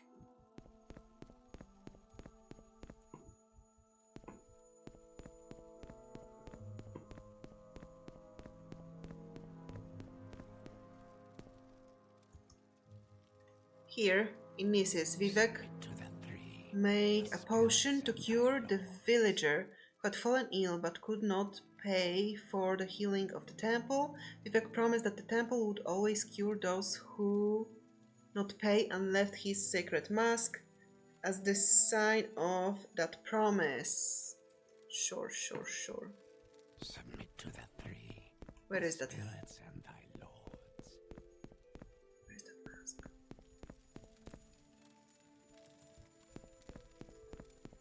Go on about your business. Trying. Yay. Can I?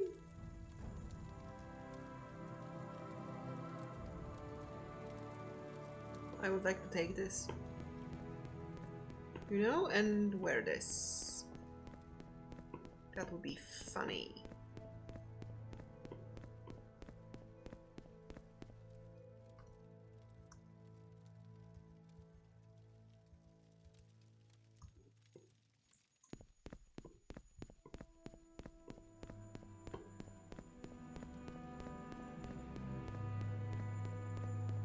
Hello. Spells? Blood gift. Power wheel.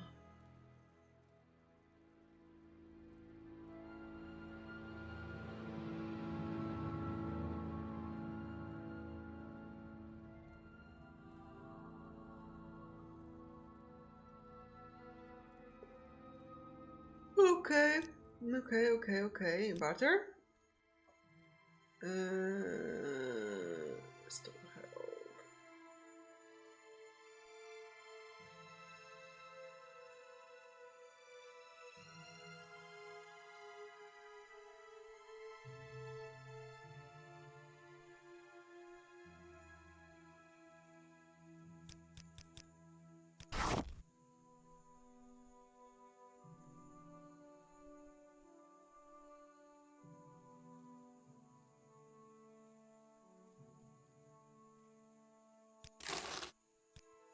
It was what potion it was?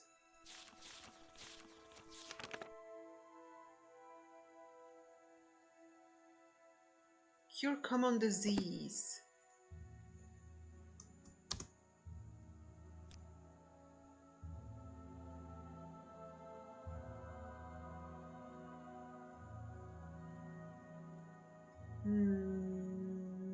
It's only cure poison.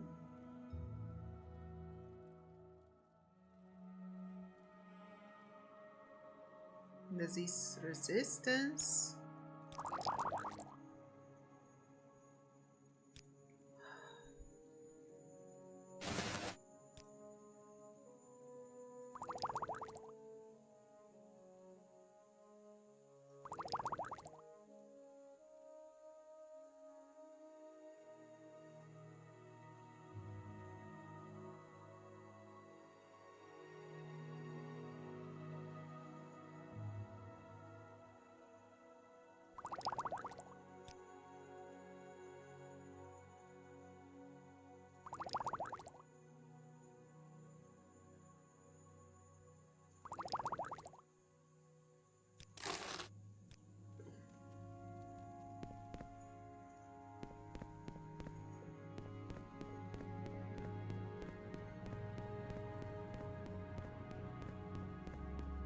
Don't know if that's what I should do.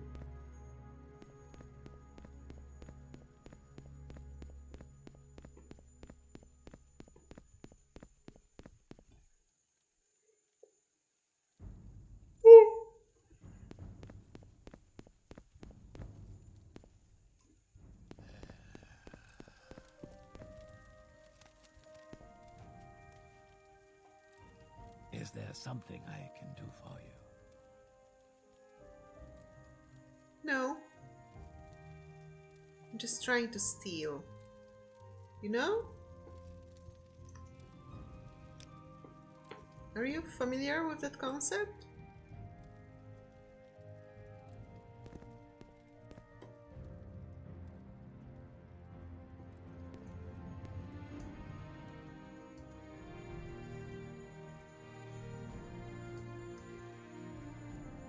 I think I already stolen everything from this place.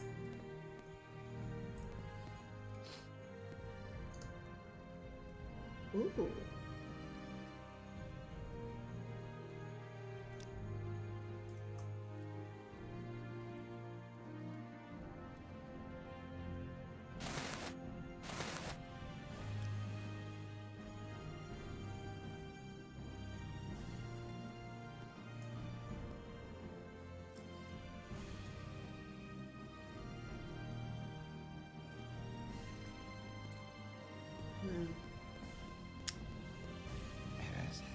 Excuse me.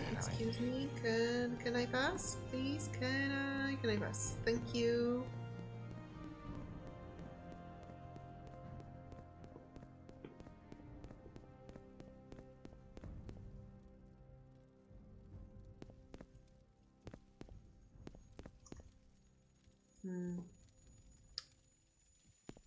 Okay, so I have a problem because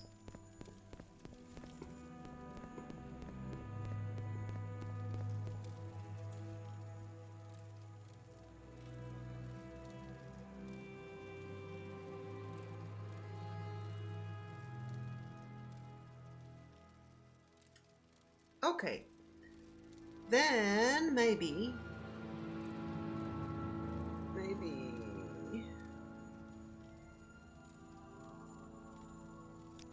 fine intervention. Where are we? Fuck. this one. Macera. Crash. Right? It crashed.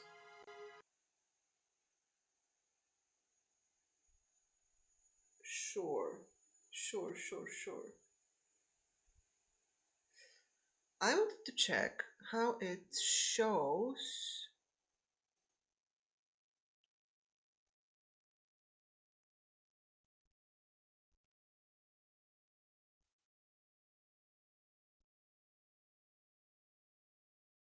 Hello? Can you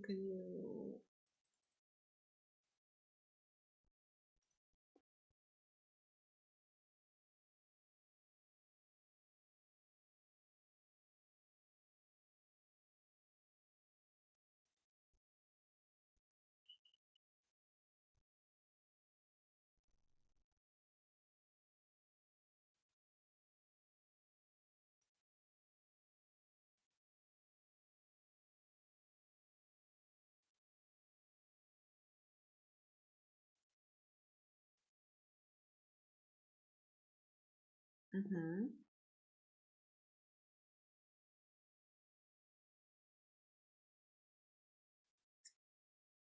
Okay, so it is here. Okay. I will see what I can do with it. Do I want to play more tonight? Yes. However, the problem is that it's very late and I haven't realized it because I was having so much fun. And I think that I will continue my pilgrimage tomorrow because it seems like an extremely interesting bit of a game. And I am surprised that I'm discovering it after more than 120 hours of playing it. But well, yeah, that's Morrowind. So that's it for tonight. Thank you very much for keeping me company. Feel invited for tomorrow, and yeah, good night and see you soon.